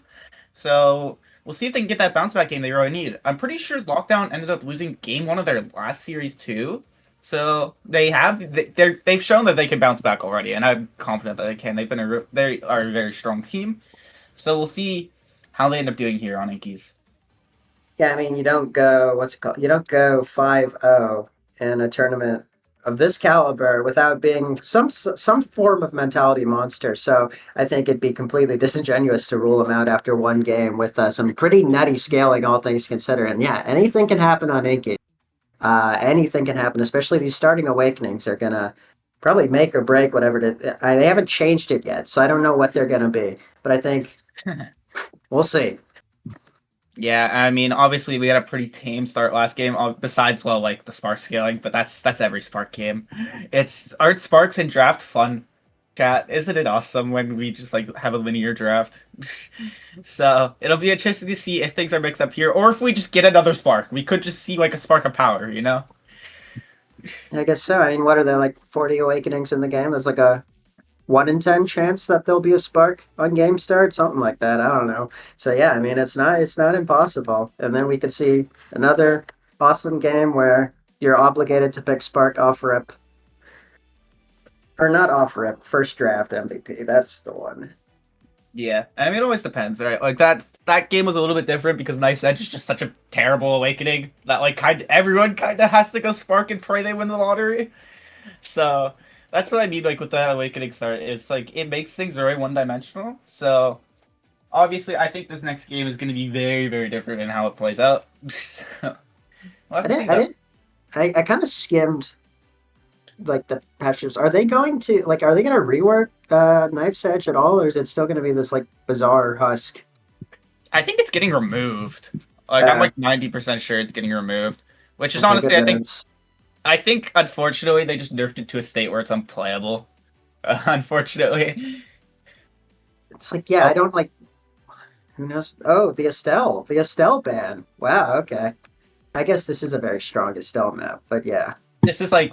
I mean, Estelle, already a broken character on open maps, by far the best midfielder, and like on this Super Surge heavy impact start, it's a very scary pick, so it makes sense to ban if you're not going to pick one. And I mean, the Atlas ban, Lockdown continuing to ban these Lockdown goalies. This is a really interesting start to ban Atlas on, but obviously, you know, they are concerned about it. Seems here as the Kai obviously if you're banning Estelle on this map, you're picking Kai. I think that's pretty obvious. And then you see the same comp actually here from the side of Lockdown with the Juno Zentaro. Yeah, I mean, if it ain't broke, don't fix it. I would assume Sloth is not locking in the Asher here to complete the trio, but we'll see. Yeah, I think this is a pretty bad Asher goalie map, but I also don't play goalie, so hey. I would concur. I feel like she doesn't. Yeah, there we go. Oh wait, no, not there we go. Sorry, no, Sloth is the last pick here, so we'll see what Sloth picks. But I'd assume, especially with Heavy Impact, Super Surge, I think Super Surge especially, I think. Obviously the ejectors, banished. So you can't get the most utility out of a Dash Awakening. But yeah, I mean maybe I don't know what Sloth's gonna pick here, Loki, I think. Is that Drakkar Gold? Yeah, Drakkar, that's a very sensible pick. I think also if you can pick up the heavy impact and just stack damage on the people in your face and hope your rest of your team can also just keep chipping away at the brawler. I think that's a very smart way to play the heavy impact Super Surge start for sure. Yeah, we hate eject button in this house, Sam. We do not want to see it. I was kind of hoping. I'm a big believer of Strike Shot IB on this map, but ironically, I actually love Strike Shot IB on this map. I was hoping to see it. Unfortunately not, though. People aren't experimental enough. No fun. I feel like the stakes are too high. Maybe it's like a pool. That's like a pool. That's a round robin move. I don't know if we've got. I don't know if this is the time to experiment. I think this is the time to lock in and win. Yeah, no, most definitely. I like to be experimental. I picked Rune for the first time ever in a NASA match. So The first time ever. Damn. Okay. yeah, it went hard. So hey, when the stakes are the highest, it's the best time to be weird and do weird things. What was the rationale for that? Like first time ever, you say? Yeah, I had never scribbed or played it before. It was a NASA match that we needed to win to make playoffs, and I just picked Rune, and we won. Well, there you go. Okay, W. Yeah. So this is interesting. I do like Jakar on this map. I actually think Jakar does pretty well on this map. I'm not sure. I think Drek is good into Erasmus. I don't know. I don't play Jakar goalie. I think Drek is really good into the comp of Mickey Mouse Clubhouse here. So it'll be interesting to see how it is piloted by Sloth. For sure. I feel like Jakar, my brain is too slow to make him work. I feel like you have to be very good with your abilities, and that I am not. So can't really speak to how one pilots Jakar. I'm gonna be like pilots Jakar goalie well. Not gonna lie, but hopefully Sloth can. True. Yeah. I mean, yeah. Beyond strike shotgun, like yeah, duh. I don't know. Too much skill. I prefer having the big button. When I press R, it wins every interaction for 5 seconds. That's more my speed. Dubu players. This is why we do that. Yeah, I mean, look at the profile picture in both on Twitch and on in game. We got the double Dubu. So yeah, he will forever have my heart. Just because I don't have to think too much when I play him. These Dubu players are so spoiled by their abilities that win interactions for them. How dare they play such a goalie? Much. Yeah, pretty much. It's like you press the button and you win. Why would I ever play another character? Why play a character that allows for skill expression when you can play a character that wins? Or wins when you play them right. That's exactly. In any case, here we go. The game starting a little bit slow to get into the game here, but especially considering it is now do or die for lockdown, probably taking a bit of time to deliberate their game plan, and now we'll see if they can execute. Lumberbrack locking in the Erasmus. Let me make sure. Wait, so they are blue team this time. Yeah. Okay, yeah, I wanted to make, because I remember last time I accidentally you were on the wrong side. Ago. Yeah, like a week ago I had him on the wrong side, so I wanted to lock in this time. So there we go. Okay, we got the directions right. Okay, here we go. Inky's probably looking at a short game, all things considered. We'll see. Okay, so here we go. Ball spawns in top lane. Yodasman there to cover, finding that out clear. Finny goalie, bit of a sloth. Trying to win the interaction, they're not quite working out. Skull reaction being robbed of his health bar, already off rip. Yodasman waiting patiently to activate the water, mistimes it a little bit, ultimately to little effect. This is, Inky's. I mean, what a good play by Donkers, though, using the jump strike to get in the cannon while moving to the perfect place to score it here. I mean, Donkers once again proving why he's so good on this pick, as a really dominant start here by Lockdown. I mean, obviously Inky's is just gonna be like that, but it's what you want to see if you're trying to bounce back and win this game.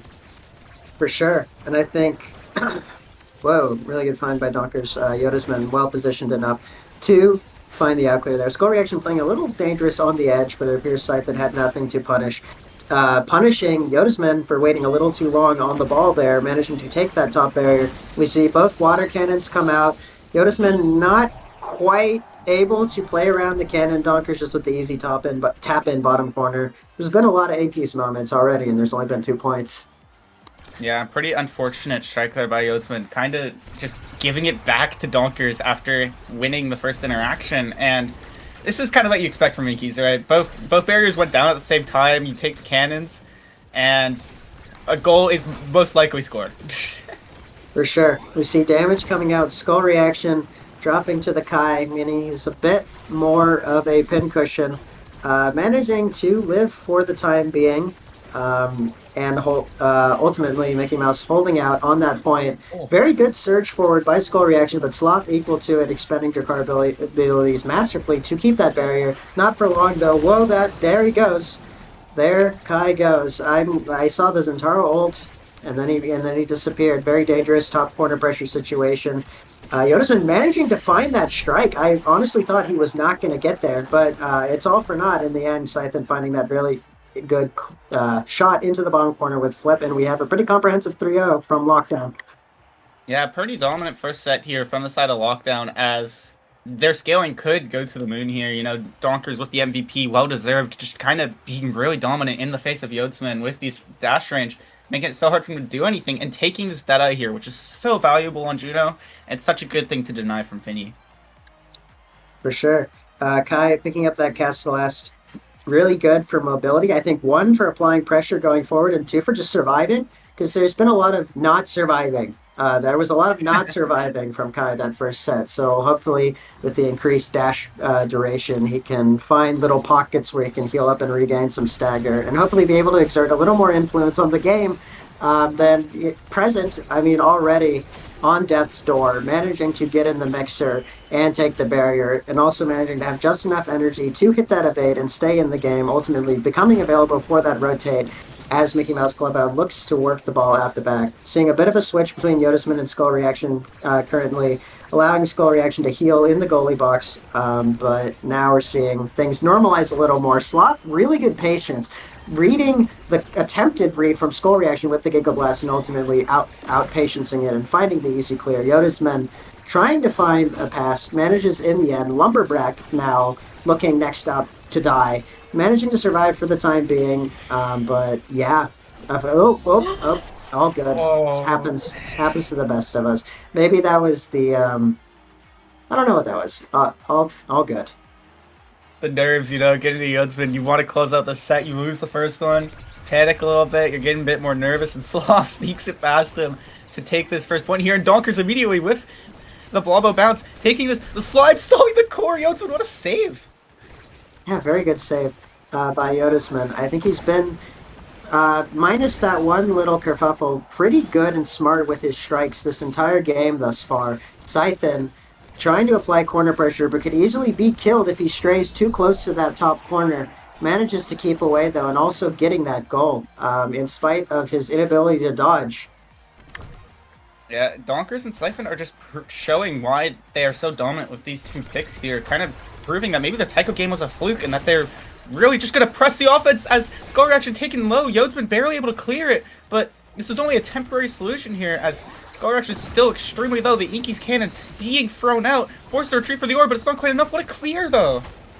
Yeah, really good find to split the difference between the two midfielders. A lot of people just panic and pick a bumper, but no, managing to find the easy out clear. And now Mickey Mouse Clubhouse somehow managing to get that second barrier despite their entire team pretty much being on their last legs, bar Yodasman. Really good water timing by Skull Reaction to keep the pressure up the field. Sloth trying to hold out with the aid of Donkers, who now has Flip. A lot of abilities being spent in the midfield, getting it out. Not for long, though. Donkers managing to collect the out clear by Sloth and force the ball back forward. Yodasman looking to build Flip here. Will be very strong on defense once that happens. Lumberbrack and Skull Reaction collapsing, trying to snub out that ball, snub out that clear, and keep the pressure up.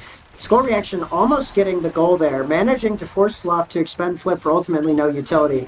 Scythen just about missing the primary there. Lumberback eating a lot of damage now, having been forced to run back and get that orb. A lot of hitboxes in the mouth of the goal, but nothing comes of it for the time being. Skull Reaction playing the wall a bit riskily, especially with Donkers with that Flip, but doesn't get punished.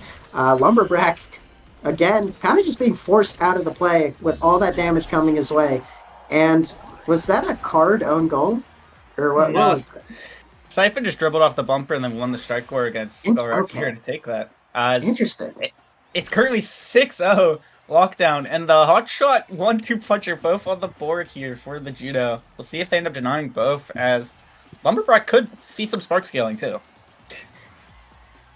Let's see. Yeah, I mean, the initial game plan was looking like they were going to give Juno 1-2, but that might evolve. Zentaro actually taking the 1-2, I guess probably to deal more damage to score reaction. Maybe we're seeing a bit of a pivot towards damage as the win con for lockdown, especially with Juno also picking up that spark of strength to boot. So we'll see. We'll see if Mickey Mouse Clubhouse can continue to survive, both literally and in this game. Yeah, I mean, Donkers has so much power with this Deadeye and Spark of Power that primary will just kill you now. But Donkers using that power more for core speed here to take the first barrier as the cannon is being thrown out, but cleared away by Brack for now. Sloth in a dangerous 1v2, but Siphon gets a KO here.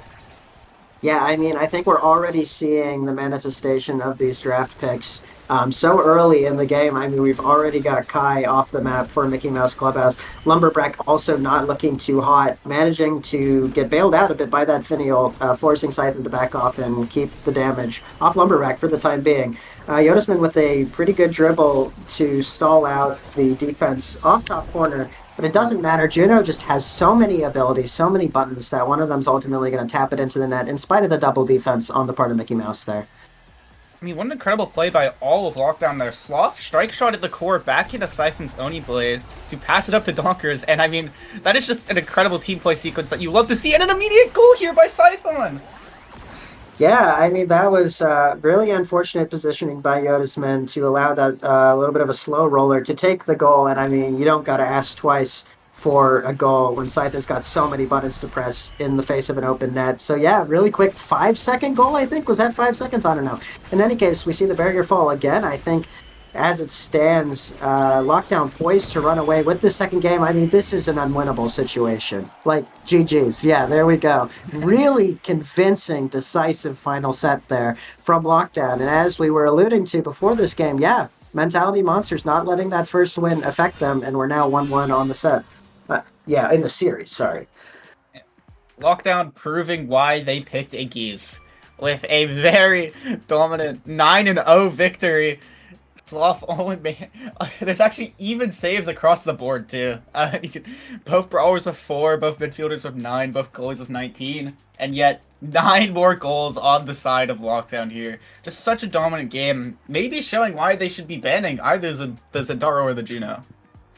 For sure. I mean, yeah, when Zentaro is allowed to scale at the same pace as everyone else, yeah, that's scary. And I think Scythen demonstrating that point to a T. Very quick game. I mean, like we said, Inkies, bit of a nuts map. That was sub 10 minutes. So I think that was a snowball if I've ever seen one. What's it called? Mickey Mouse not scoring a single goal, I'm now realizing. So yeah, that was decisive if there ever were a decisive game of Omega Strikers. Yeah, there's not much more Lockdown could have done to execute a game plan. They did it so perfectly. They won multiple points in like 5 seconds. I mean, Inkies is momentum-based, but it's not normally that momentum-based. Oh, yeah, I mean, yeesh. Yeah, I think, yeah, maybe, you know, in the spirit of Shed, maybe that was a lockdown angle. But then again, Atlas, which I feel like is probably the only okay lockdown on Inkies, was taken, I believe. It was banned out. So yeah, I don't know what the play was there, Chief. Yeah, and I mean, if you're still in the tournament running so far and you look at this game, are you just gonna ban Inkies versus Lockdown if you have to play them? I mean, that was very scary, but I feel like it's also, maybe it's circumstantial and comp-based. I feel like they got really good damage scaling and Snowball. I mean, I think and the starting Awakenings were also super conducive to the sheer amount of killing. I mean, 13k damage out of Zentaro in, what, like 9 minutes? I feel like a big part of that's probably the Super Surge pickup coupled with the 1-2 down the line. So, I mean, I feel like theoretically there's a world where you could give Lockdown a closer game on Inkies, but if you don't know the starting Awakenings beforehand, I mean, yeah, maybe the Inky ban is the angle. Yeah, I mean, it's just that game looked so impossible for Mickey Mouse Clubhouse to bring themselves back into it. I mean, Donkers and Stifon just started and never stopped. And that's something that is just, it's so hard to deal with. Like, Right. it's so hard to find a bounce back, especially on Inkies. I think the Stagger Swagger is one of the starting awakenings coming into this game 3. So we might see a bit of a cooldown in terms of how much damage and killing. Well, maybe not damage, but definitely killing. I feel we see a bit of a lull in the killing. So maybe, but then the explosive entrance might be able to counteract that. I don't know. I don't really know what if Lockdown's going to do any changes coming into this game, because they have another pretty evil Dash Awakening, which I think is really to Zentaro and Juno's benefit. So it'd be interesting to see how, if any, changes come out on the part of Lockdown here, because they clearly found a system that worked that last game. We need Dash Awakening nerfs. They can't come sooner. Please save us all, Aesop. Save us. Yeah, I mean, Dash Awakenings are just so strong and powerful and game warping, and all you need is one. Yeah, for sure. I think there's, I mean, especially this one. Well, there was one off Rip the other time. I think that really let Zentaro flourish, and I think there's always the risk of that happening again this game. So it'd be interesting if the Zentaro ban actually comes to fruition here, or if they pick another character to snub out. I feel like that game, especially, I feel like the Zentaro was very oppressive. Zentaro was oppressive, but it was also mainly oppressive with the combo of Donkers Juno. Because Donkers is just so good at that pick, and Juno is such a character that can just take over games and like stuff and hold possession of the core forever. Because like the big thing is like you can kill Zentaro. Obviously, I think the main thing to note that we never really talked about was actually the fact that Siphon took Vambrace that game, which is a really good adaptation after getting perma-staggered the last game. For sure. Excuse me. Yeah. Oh, let me readjust my. We don't want the echo. Okay, yeah, there we go. The Kai ban also coming out, which I think that's probably a consequence of just the sheer amount of mobility on display. Aimi also interestingly being banned out by Lockdown. First pick Estelle. Okay, that's going to be a very scary force in the midfield for sure. But like we said, I think Lockdown, if it ain't broke, don't fix it. I mean, look at this. Look at this. There it is. Yeah, so we'll see if maybe Slav mixes it up a little bit, or if the Jakar, I mean, let me see. Let me pull up my stats. I mean, even the Jakar was dishing out like a fair amount of damage that game, almost as much as the Juno. So, I mean, if we're just talking about chip and weakening them so Zentaro can land a finisher, maybe the Drek pick might be an interesting, there might be an interesting repeat of the Drek pick here. No, actually, well, speak of the devil, there goes Drek to Mickey Mouse Clubhouse, so we're not going to see the Drek repeat.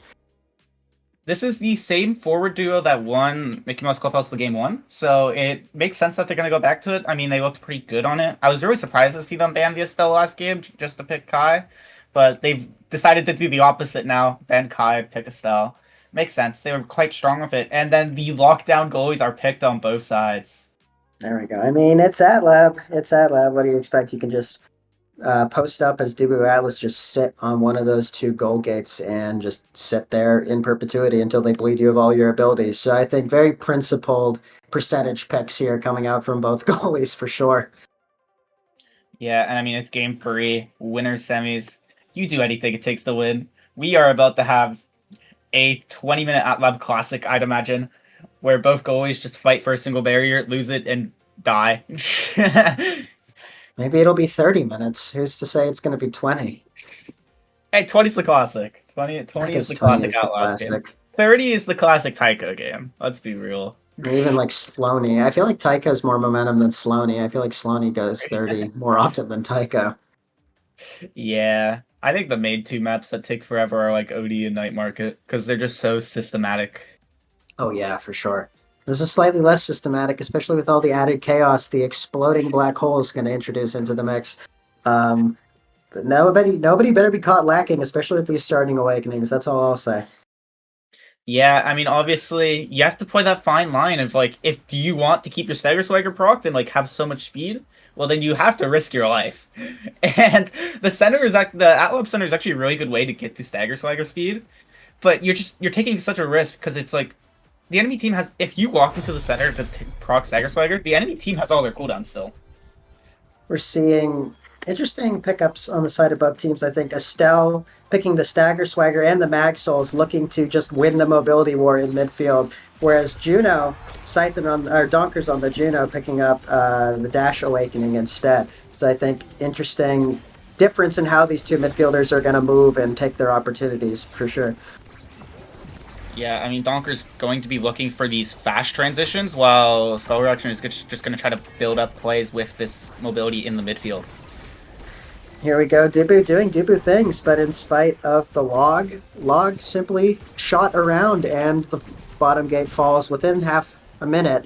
And we're now seeing Lockdown trying to pile on the pressure, Sloth on the Atlas, not being able to help as much. Donker's trying to make things happen, but never gonna make anything happen against a Dubu and a Estelle double defending.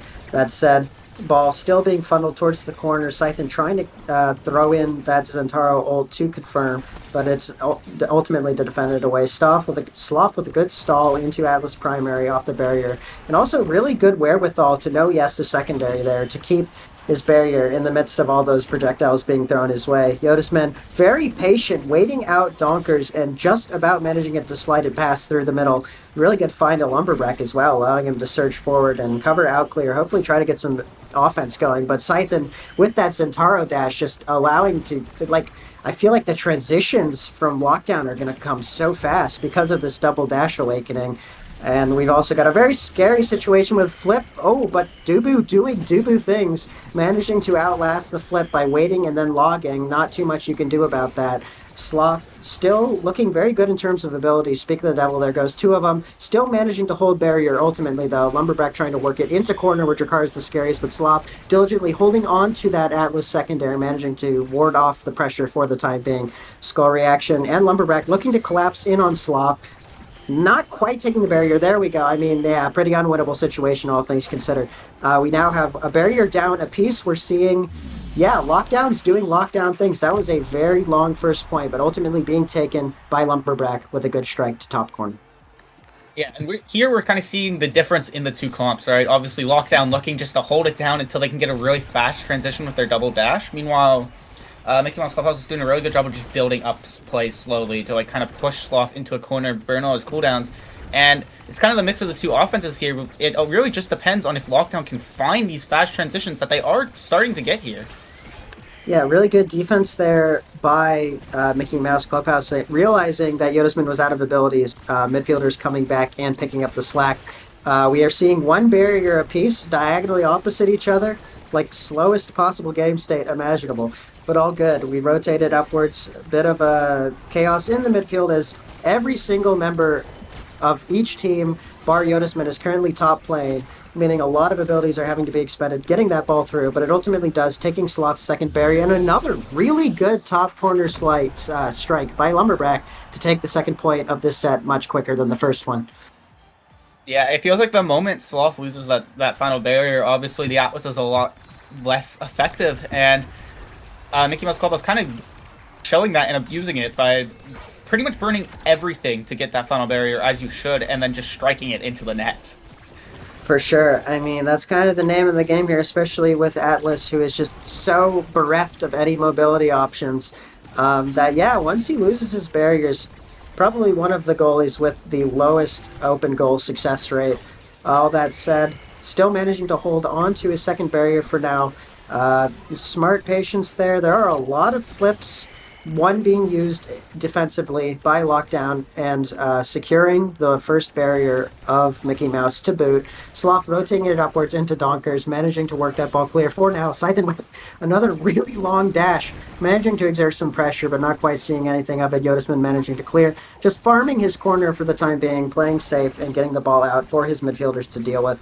Scythen looking pretty bad, all things considered, but he's managed to heal all the while. Lumberback not healing, and also he did not pick up the Stagger Swagger, so he's going to be out of this play for a while. Sloth's second gate still managing to be taken. Sloth being forced to expend the flip, not wanting to deal with the onslaught of abilities that Jakar is using, instead opting to stun him with core flip and get it clear. Yotisman, Dubu, doing Dubu things, logging into roll. I mean, there's not much you can do even with a core flip there. Now, trying to funnel it through Skull Reaction to Lumberback on the offense, not quite successful.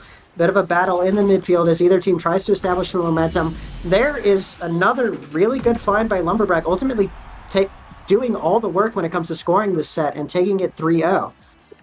Yeah, incredibly strong performance here from Mickey Mouse Clubhouse for this first set. And I mean, we have seen multiple times now why you don't flip right in front of Dubu. I mean, Yote's been able to just burn 2 abilities to stall out the flip timer completely. And I mean, Brack now getting this hot shot, especially with this explosive entrance. If you secondary into shotgun, I'm pretty sure it red cores or at least gets close to. So that is a jump scare. I believe so. Dubu, extra special, no slouch either. Sloth with another really strong pickup on Atlas with the prime time, hoping maybe to couple that with some projectile range later down the line, and then you've got a really scary Atlas that can actually exert pressure in the midfield. But yeah, Yotisman just increasing the Dubu ability onslaught with that extra special. I think his ability to hold is going to go through the roof going into this next set. Yeah, and I mean, we'll see who ends up benefiting from the scaling the most. I mean, another thing to note is Slow Reaction getting this peak performance more speed, even more speed to help create these offensive pushes that Mickey Mouse Clubhouse have been using so effectively. For sure, and we're seeing another double barrier situation, or 1 barrier apiece for each team. Sloth managing to get it out with the Atlas primary, also funneling it through Donkers, who's there to accept the out clear. Another really good primary by Skull Reaction, managing to find that top barrier via the top corner, though, and we're seeing Sloth with an open net again, which seems to be a very familiar and repeating scenario in the course of this game. Snubbing out the pressure for now with a really good secondary. Donkers also coming back to assist with some really good well-timed strikes. This is looking scary, especially now with Sloth just expending his best defensive option in flip, managing to still readjust positionally and get that out clear and running along the top lane. Oh, Dubu moment, all good. So we're now at open barriers apiece for both teams. Scythedom looking to confirm and doing it with the Zentaro primary. Not much Yotisman can do there. I mean, what an incredible hold from Sloth and Donkers there. It looked so unwinnable, and yet they held on. It stalled enough time for Siphon to really get an offense going. And this is an incredible bounce back point by Lockdown. They still have 1 flip available. We'll see if they can make good use of it. For sure. Seeing both barriers up still. A good wall by Yotisman to secure the top barrier, but trapping Skull Reaction behind it. There goes the first barrier and the second barrier, an onslaught of everything in Scythen's kit to take that and force it past the Dubu. Nevertheless, the ball travels back into the defensive end of Lockdown, but nothing comes of it. Donker's dead by something, probably Drakkar. In any case, we're now seeing a power play for Mickey Mouse Clubhouse. Yotisman playing a little risky, playing a little high. He does have the flip and the mobility, so he should be able to not get punished here. And yeah, that he does not. In any case, we're seeing a bit of a reversion to neutral as both teams are just trying to struggle for some sustained possession of the core, but everyone getting knocked around. Not much sustained possession being able to be established. In any case, Scythen now just trying to take it, walk it along the bottom wall to force some corner pressure, but he dies in so doing, and we're now seeing another power play for Mickey Mouse Clubhouse. We'll see if this one is a little more successful than the last. But Sloth, with that prime time, managing to weather the storm. Atlas becoming just so much stronger. There's another primary. I mean, yeah, there's not much you can do when he's got an astral projection every 5 seconds. I think he's become so much stronger with that pickup.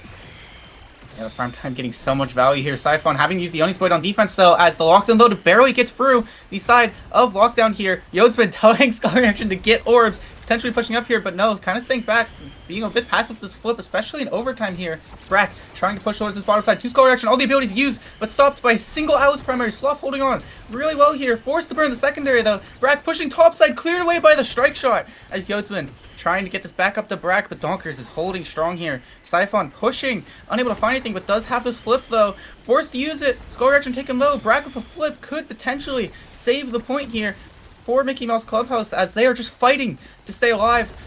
A Siphon with the dribble. It's such a dangerous spot, but it's just cleared away by the double defense. And an incredible clear away from Donkers here to hold on.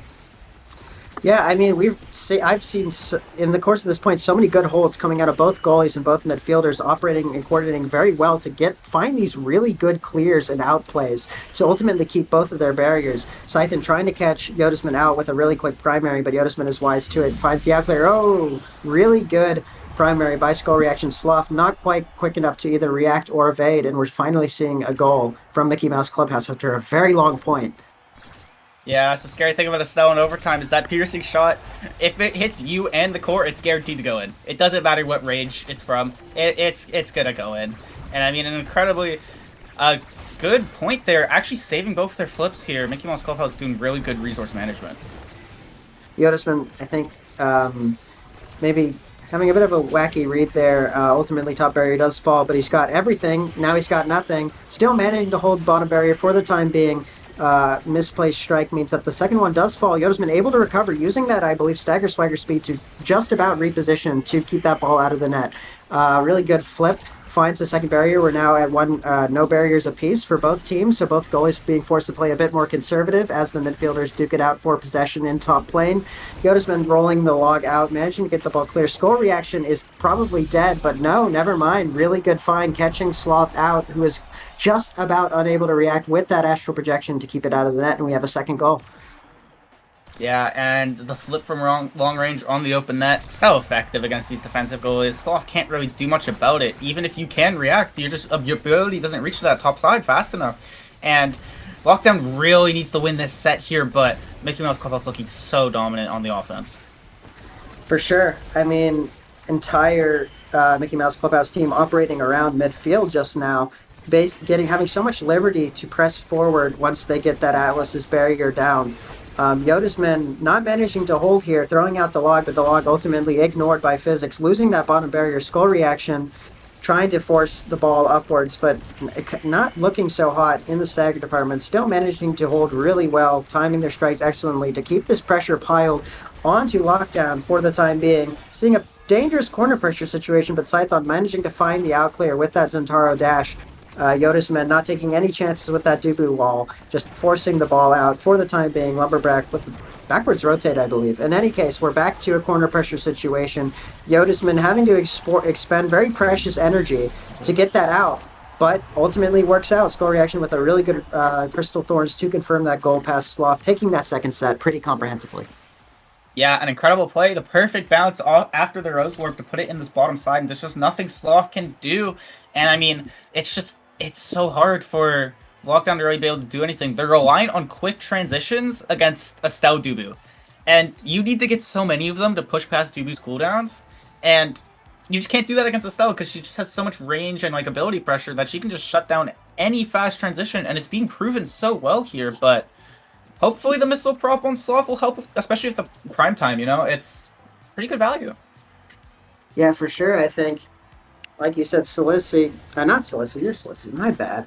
Skull reaction playing the matchup very well. I think ultimately dominating the midfield. I mean, the levels do not lie in terms of activity. I think proccing, proccing the Mag Souls excellently in midfield, just ultimately not allowing many plays, transitions to get passed through to Yoda's men, who is the lowest level member of Mickey Mouse Clubhouse, perhaps evidence of just how comprehensively Skull Reaction is currently winning the midfield. Speak of the devil, there goes another goal. Grass primary. Yeah, incredible pressure on the bottom side with the Tofu Fortress behind the two forwards. Yode's been walking to the top side. Just so much pressure, so much like dangerous cooldowns being thrown out, and Yode's just has the ult again because of extra special. Yep. I mean, this is a very good Dubu build, to say the least. Just basically having an ability for every situation, and the unstop just making it that much harder to score against him now. We're seeing another double barrier take on the part of Mickey Mouse Clubhouse. Sloth managing to hold, has a lot in his kit, but being forced to use Core Flip to weather that storm presented by Lumberback's abilities. In any case, a lot of buttons having to be spent on the side of Mickey Mouse Clubhouse to keep that bottom barrier, but Yoda's been ultimately rolling to guarantee the defense. Goal reaction, trying to get in the mixer and flip, but no need. Lumberback with another top corner find, and we're at match point already. Brack has been doing an amazing job at timing these locked and loadeds to beat the abilities of Sloth. Winning against the primaries multiple times and against the secondaries, just having a single primary that you have two of to beat crucial Atlas cooldowns is just so powerful. Brack doing an incredible job at it. For sure, and just like that, both barriers have fallen. Scython with a flip, probably going to have to come back and help on defense. Either that or use it for a double barrier. But just like that, another primary from Skull Reaction. Where'd Skull Reaction go? Anyways, he's done. security. secures the victory for Mickey Mouse Clubhouse with a really good primary into disconnect true combo. And just like that, they take the series. Yeah, scored to Alt F4. What a way to win it. As there was just so much dominant offense. I mean, Yogsman just had free reign to walk up whenever he wanted, really, and then just like place the ult and then walk away. As such a dominant game free here from the side of Mickey Mouse Clubhouse here, kind of showing what Lockdown did to them on Inkies, but here on Outlab. Yeah, I think all in all, very like this entire series was very momentum heavy. I feel like there was not really a close game in any of the three games. I felt like it just went to one team, then the other team, then back to this team, and it was very exciting. I think very effective realization of win cons by both teams throughout the series, and ultimately Mickey Mouse Clubhouse coming out won the better. Yeah, just kind of the top two seeds actually ending up going down here in the winter semis, as Voss also ended up losing to Vibe Check apparently. So 2 upsets, you could say, but I mean, at the end of the day, seeding doesn't matter, as both Vibe Check and Mickey Mouse Clubhouse having really strong performances today. For sure. Strong unbeaten streak. And I mean, yeah, Lockdown, no slouch. So to beat them, yeah, W. W Vibe Check. Oh, wait, no, sorry, not W Vibe Check. W Mickey Mouse Clubhouse. And yeah, W so Vibe they'll. Check. Yeah, W Vibe Check too. W Vibe Check in the other bracket, but I pulled up the bracket and looked at the wrong name. In any case, yeah, so we will see both of those teams heading into day 2 on the winner's side. We're looking very strong. I mean, they've cast aside every opposition up to this point, so that'll be a very interesting match. Yeah, I mean, that ends up closing up the winner's side of day 1, but it looks like we're going to end up streaming one of the losers games here, so we're gonna have to wait for that to start. So we are going to go to a quick break and then be right back at you.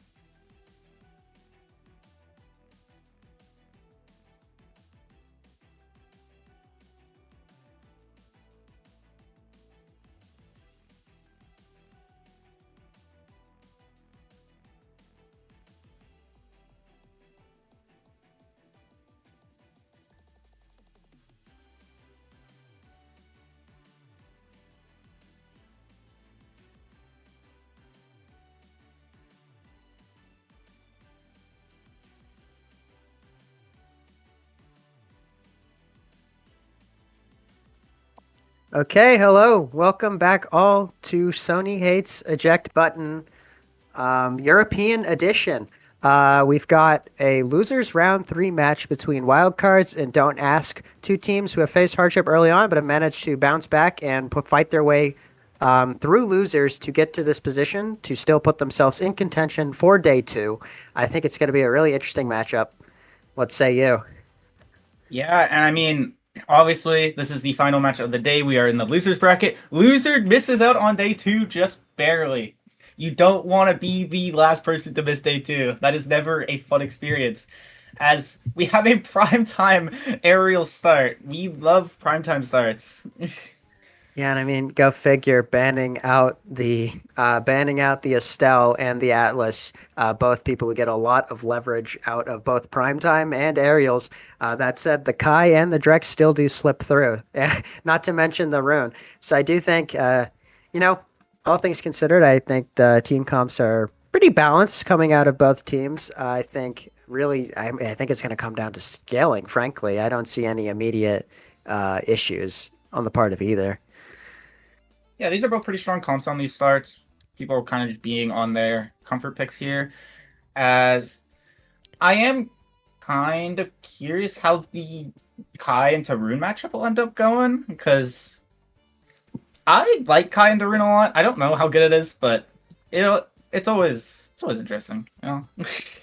Yeah, I mean, I feel like it's just it's a matter of who's piloting them. But I think Rune, I think has the ability, especially on defense, to snub out a lot of what Kai wants to do with some well placed pillars. That said, Kai obviously winning the mobility battles. I think be an interesting game of chess going into this set. Yeah, as this is actually Jakar goalie, interestingly enough. So it'll be kind of interesting to see how this is piloted against the Rasmus, which we have seen before. Sloth did it and won. Like, absolutely murdered, as we saw in the last series. So we'll see if Arlax can do something similar here against Ivory. As we get into the game here, and we have... Actually, interestingly enough, there's aerials on Kai instead of Primetime, and same with the Drek. I'm quite surprised by that. For sure. And we have kickoff. As is managing to funnel the pressure down. Wow, both goals falling within the span of 10 seconds. Rune Pillar piling on the pressure as see a lot. Whoa, quick goal. Okay, really good primary to secure that first goal on the part of Card within 15 seconds. Yeah, strong start for Wildcard. Can't get much better than that. It's all about if they can keep this pressure, though, as they have such a pressure-heavy comp, so much coverage with the Rasmus and the Rune, and they piloted it perfectly .1, but we'll see if Don't Ask can get this bounce back. Yep, right now, bit of a stalemate, but Ivy manages to find that top barrier against Jakar, managing to just bump it around the top corner. Interesting interaction, as always, with Dubu Wall happening in that bottom goop section there. Dubu managing to hold for the time being. Good interplay between the two Ask forwards, but ultimately nothing coming of it. A good attempt at the mix-up by Ivy there, but ultimately lingering in the goop for a little too long, fighting for survival, but none of Ask's forwards seem too interested in looking for the kill at present. Never mind, there comes a Giga, almost managing to knock Ivy off the map, but to no avail. There we go. Okay, like 5th time's the charm, and now we have a power play on the part of Ask. Arlax getting that clear, just trying to work the open space, but Dubu managing to haul over and get there. Still power play, persisting for the time being. This could be curtains for Kai, but manages to hang on for the time being. A little bit of a wayward Giga. The defense holds, though. Kai just being forced out of the game completely, being forced to run to the opposition side and grab that orb just to remain alive, for putting Arlax in a tricky 1v1 position, which they ultimately lose. Oh, almost death by Rasmus Primary there, but Ivy not quite strong enough to confirm that yet. Really good follow-up by Arlax to take that bottom barrier, and we're now seeing an open goal for both goalies. Bit of a stalemate as both teams try to establish some possession. Ivy trying to get the sneaky ult to establish a 1v1, but not quite working out. And now we see a bit of recovery in control in the midfield for Ask. Good Rune teleport to snub out the rotate up to Asher, though, but doesn't quite work out. Yeah, I mean, scary corner situation. Arlax being forced to expend the core flip. Now looking pretty worse for wear, given that Ivy just has so many abilities, and yeah, just like that, knocks it in for a second goal. Yeah, great outplay by Ivy there. Arlax maybe feeling the lack of prime time here. I mean, there's just so many more cooldowns on the side of wildcard. So many more buttons being thrown out. Obviously, Drakkar starts with 2 shotguns, but you do appreciate a third in these kind of matchups. For sure. Excuse me. Okay, so now we have a bit of a melee in the midfield. Love the bumper barn. Gives goalie so many interesting clears, interesting rotates they can hit. Ivy trying to make things happen, but in a very precarious position, given the no dodge and no evade. Still trying to make things happen solo up against Arlex, but Arlex manages to find the out for the time being. Good double collapse backward by Don't Ask to secure the defense. Rasmus also going the way of the Dodo, meaning they now have a power play, though it's looking like not much is going to come of it. Just a lot of poking and prodding in the midfield, no pressure, really being able to be established. There goes Lucas, just kind of exploding there. Grosso the core flip. We now have another power play for Don't Ask, but now another member of Wildcard has fallen. Still, Dubu doing Dubu things, managing to hold in spite of the pressure in his face. Really good banish to buy some time on the defense there. And we're still, as Bumper Barn tends to go, very slow. Only one barrier has fallen as the clock ticks into overtime. Speaking of the devil, there goes Ivy taking the second. We're now at 1 barrier apiece. Double defense from Don't Ask means that the Rasmus can't really make much happen. Back to a whole lot of button pressing happening in the midfield. Nobody can really establish any offense with the Kai mobility snubbing out any wild card attacks, and Dubu just doing Dubu things, ultimately winning these matchups into Asher for the time being. Really good micro space by Arlax to avoid the Rasmus primary, still being forced to expend flip on defense though. And now Dubu's second barrier has fallen, and we have a power play in favor of Don't Ask. Dubu rolling to snuff out the offense for the time being, just buying time.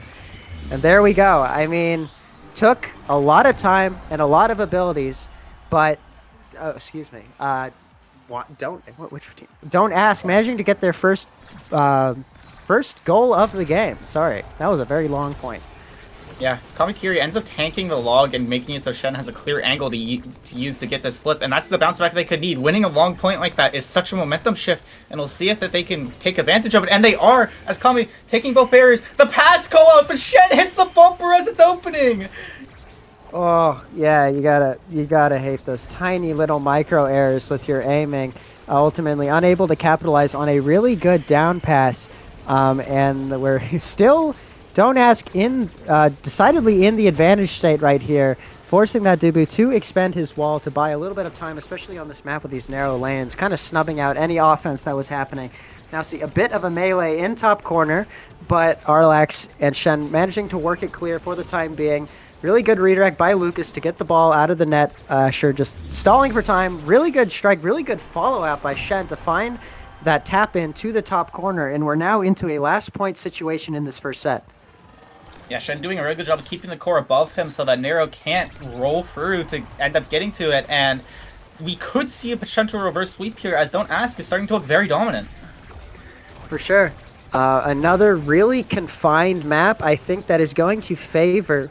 Well, I guess it's probably in favor of Don't Ask's comp here. That said, Dubu taking advantage of the confined space to push up and throw a wall, ultimately guaranteeing that first barrier. There goes Shen. I was so fixated on the play in the bottom corner, I didn't even see what got him. All the while, really tricky defensive situation. Good flip expenditure on the bottom plane to keep this play alive. A little bit of an overextension on the part of Wildcard's goalie, getting that top barrier caught. Really good core flip to rotate upwards and find another offensive situation. Good loss of the forward there to keep the pressure on for Wildcard. A little bit of a melee in the corner. We've got all the teams. Crowded top lane. Little bit of a miss on the ult from Ivy, meaning there is no confirm, and the play goes on. This is... Wow, somehow Shen managing to survive 15 quintillion abilities being thrown at them, and now trying to rotate down all on their own, but not quite making anything happen. There's just so many hitboxes being thrown out by this Dubu. Not able to make anything happen. We're seeing another swarm of top lane. There goes the middle bumper again. Just not there. Ivy trying to make something happen with the primary. There we go. Getting that goal after so much strife, so much effort on the part of both teams. That was a very tight first set. Yeah, Arlax seemingly overthinking the situation a little bit as Ivy just wanted a strike primary play, but Arlax was really reading a bottom hit there. Unfortunately, ends up getting it wrong as Wildcard kind of saves themselves, as they were struggling for a little bit in that set, but they were able to get that bounce back, and we do see some speed coming on the side of Lucas here, which will be extremely helpful for this rune. For sure. I think able to keep pace a little more with that Kai, who's been kind of running amok in midfield this whole time. Dubu with the missile prop pickup, 1 denying Jakar, and 2 making it that a very scary wall, making wall a very scary proposition on certain confined layouts on CTC. We might see Shen going dead here. Yep, just like that. Oh, but we have a trade. We're now in a double power play. I guess it's not a power play at this point. Two people dead, 1 on each side. A lot of poking and prodding in the midfield. Nothing really being able to happen. Really good barrage by Shen, but Nero managing to stall it out with the doobie roll. Finds the out clear. And there goes Asher. Not even too sure what happened there, but there's another death on the board. Ivy straying into the goop and also expending dodge. Still pushing forward, not trying to survive all too much. Just trying to maintain that offense while there's still a power play. Now dropping back to heal that the tides and the winds have shifted. Shen almost getting the barrier there, but a good ban by Lucas manages to defuse the situation for the time being. Ivy managing to take the barrier in spite of having no dodge and no life, almost dying to the barrage there, but hanging on and being able to be a continual pest nuisance in that goal box, trying to get the goal. Really good save by Lucas to make sure that the overextension by the goalie does not go unpunished. And now being made to pay, I guess, on his last legs. Really almost good portal call out by Lucas, but excuse me, Arlax is privy to it, manages to flip and get it out the back. And now we're in a bit of another, I mean, it's like, you'd call it a power play, but it's kind of like a pseudo power play, because, I mean, Asher is not really in the game right now. Yeah, Kamakiri trying to go ahead to stay alive, does get the orb, is able to heal up, kind of push up this forward, this corner offense, but Ivy able to clear it away from Shen. Lucas using the banish from Kamakiri to keep him low. The death touch into the secondary. What a play by Ivy, just mixing Arlax yet again. I feel like I've seen this before. Yeah, that was a very smart use of the ultimate to cover the down clear and force Arlax into a very tricky situation there, which ultimately, yeah, confirms it with the secondary. Very good solo brawler play there, for sure. That said, don't ask. Recovering from that goal and taking the 2 barriers really quickly, now a bit in the driver's seat in this play. But what do I know? In spite of the triple defense, the second barrier does fall. We've now got open nets on both sides. Arlax managing to find the clear for now. Ivy looking very scary, looking for that death touch. I saw it coming. There it is. Confirms it top corner. Quick little surrender from Arlax, but I don't think the game's over. Ivy just doing such a good job of mixing up Arlax, like legitimately winning 75% of these 1v1 scenarios, as that is not something you really want if you are the goalie, right? You want to be winning like 75% of your interactions, but Shen going down, Kami taken low, this could just be a 1v3. Yeah, for sure. I mean, Kamakiri holding for the time being. Really interesting clear from Arlax, somehow managing to squeak it past Lucas, but not for long. Kamakiri just trying to heal in that corner, perhaps beckoning Arlax to push forward, but ultimately we've just got a double defense, which doesn't quite come to fruition. Ivy managing to take the goal with that primary and also almost slotting it home, almost doing everything themselves again, but not quite working out. Shen trying to establish some control, getting between the 2 midfielders, or I guess the 2. Whoa! Interesting interaction there. What, like, I saw like a swing and then the ball just went right through him. What happened? Was that lag? No, the core flip ends up barely avoiding the log, like literally by pixels. And Shen, not quite expecting it, ends up just striking into the log that was still there. Yeah, wow. Yeah, that was a interesting interaction for sure. But yeah, I mean, another convincing set take from, well, I guess the first one wasn't that convincing. That one was close. This was a convincing set take on the part of Wild Card, and Rasmus getting rewarded with size as a consequence. Yeah, I mean, Ivy has just looked so dominant in these 1v1 interactions here, and the extra special being denied by Lucas, you know, obviously, Jakar, you know, you like having more cooldowns, especially with how much you've been struggling against the enemy cooldowns, but it's not really your first want to take, as it really just doesn't feel like Don't Ask got any draft value. Yeah, for sure. I think Wildcard definitely sitting pretty heading into this third set. Nero with a roll, but not quite working out as they would have planned. Really good out clear off the backboard there to buy the team some time to regroup and ultimately find the out. Kamakiri again being put in so much peril, being forced backward, playing goalie. Arlax rotating up to play emergency midfielder as Kami heals. Manages to, yeah, pretty much get right back in the game. Nero with another strong roll to shut down that defense. Arlax fighting against Rasmus primary in the top corner. Ultimately loses. This could be really hairy. But Shen managing to walk over and step on the pillar before it can kill Kami. Still, like, dying. I feel like this Asher is being bullied out of this game on most points, which is probably the biggest deciding factor on how this game's going presently. Dubu not going up against too much offensive pressure when the Asher is constantly being forced into this pseudo stagger state. Yeah, I mean, there's so much dangerous pressure here, but Shen able to take the barrier, force out Nero's flip as well as the pillar actually betraying the side of Wildcard here. Shen trying to push us towards the bottom side, but an unfortunate bounce off of the bumper there as Lucas passing to Ivy, the hook. Oh my god, what just happened? That was like the flow chart from Ivy there, impeccable. I mean, that was like everything just fell into place for that goal and really strong. I don't think any of it was intentional. I don't. Really? What was? See, that looked calculated to me. I don't know. What do I know? What do I know? Okay, what do I know? In any case, we're back to chaotic bumper barn. No takes right now. Another really good deft touch by Ivy, taking that first barrier, almost taking the second, but Arlax managing to bail himself out. A lot of people standing right in front of goal, but the ball is ultimately put clear. Kami trying to make things happen with the Asher ultimate, ultimately taking one of the goals, taking the second one with a really smart bounce off the bottom bumper, taking the entire red team off guard, and Shen slipping in to confirm that goal after a really good sequence by Kami to take those two barriers. Yeah, honestly, it's really rare for a team to be able to keep it in between the bumpers like that for so long, but Don't Ask doing just such a good job of it as they take a bounce back point that they really need right now. For sure. Yeah, I think Wildcard being scored on for the first time in a while.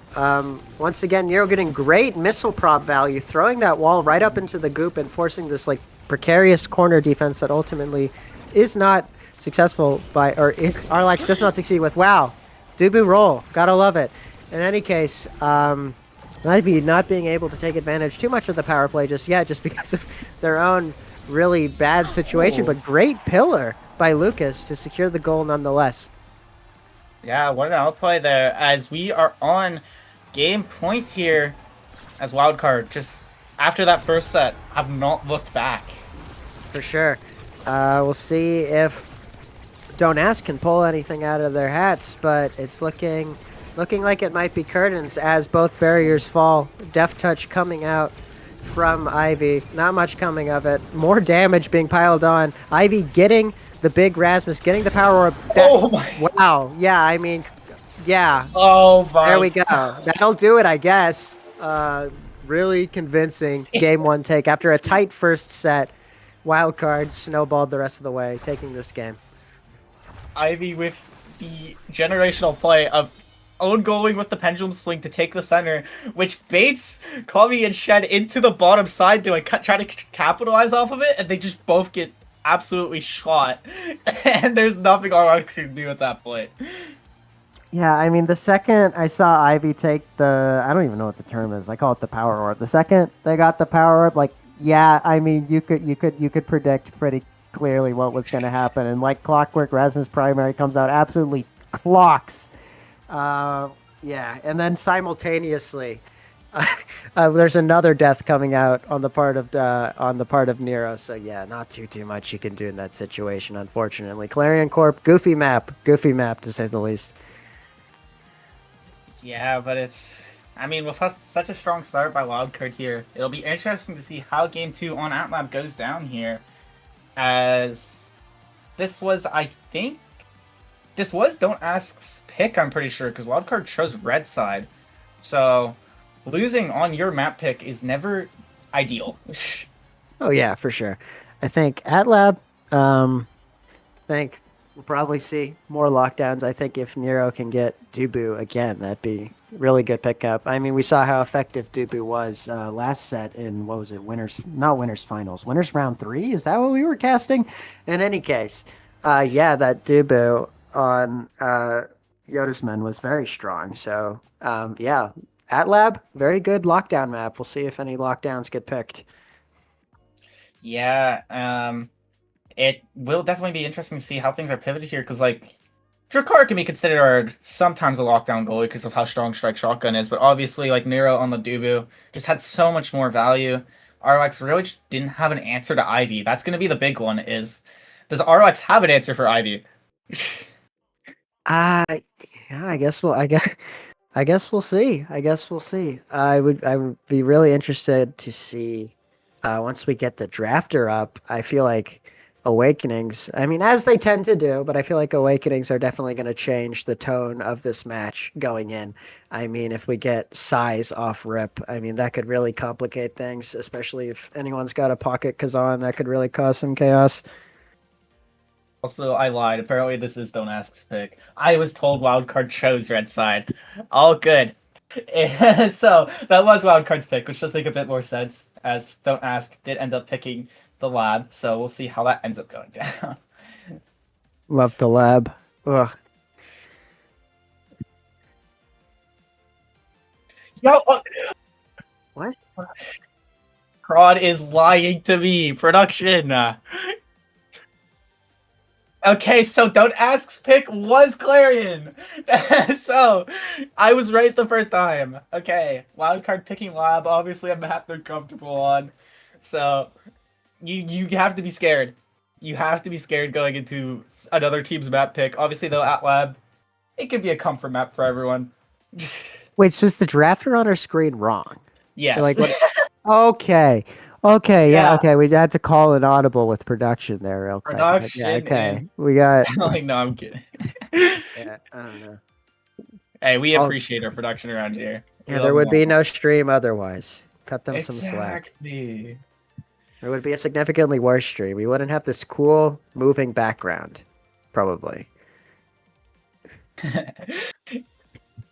Yeah, I mean, it's. I mean, it's just it feels so hard to find a bounce back after that game. It felt like ROX just didn't have answers for Ivy, or like Yeah, for at sure. all. Like it Yeah. was too much offense.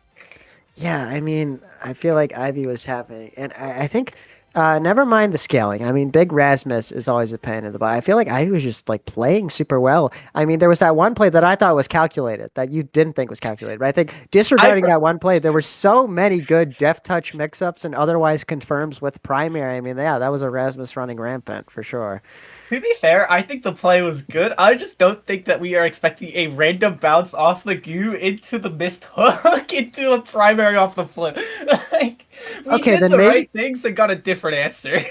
Okay, so maybe, yeah, maybe I was just like my vision failed and I saw something different. But okay, I'll take your word. We are seeing the primetime start. Go figure. The Atlas band comes out and the Estelle band. I mean, yeah, that's pretty par for the course. With spec training, yeah, I mean, I can definitely see the X pick up because of the spec training. Otherwise, we're seeing like say similar picks to last round, but not quite. They're kind of just being shifted. I mean, Don't Ask denies the rune. Card takes the Drek, and then obviously Ivy picking Rasmus again. It goes so well the first time, why would you change it? Like, why? And then Nero taking the Dubu. For sure. Yep. I mean, Dubu prime time.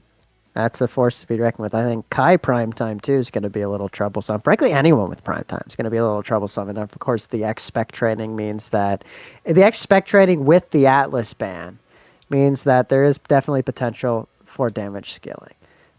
Wait, hold on. We got a Lucas in the chat. They are blue. Wait. Really? Production! Oh no. Okay, Wait, so Lucas picks up the rune again. And we have Ivy on the X. Wait, what is okay. wait, so did we just call this draft like completely wrong? Yes! Okay. Yeah, Ugh. okay. So, we are still like kind of trading picks. The Rasmus and the Dubu are going to the side of Don't Ask, which okay, and then it's Nero and the Kai goalie. As something else to note, this is our second primetime start in a row Which, like, we love primetime. We love primetime. I'm losing my mind. I just... Is it right now? Wait. Yeah, it is. Wait. It's I'm now. just It's trying. now. I don't know. Like I don't know. I don't know what to think anymore. I I guess don't we'll know what just to see. believe anymore. Yeah, I don't trust what's before my very eyes.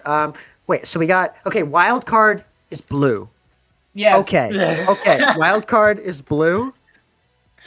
But they're still. Wait. Are they? Okay. They I'll have figure it out. they have the rune and the X and the guy. So Ivy on the X. Lucas Okay. on So the yeah, they signature switch rune. sides. They switch sides. Okay. They switch Yeah. sides. Okay. Okay. Cool. We figured it out. We thought it.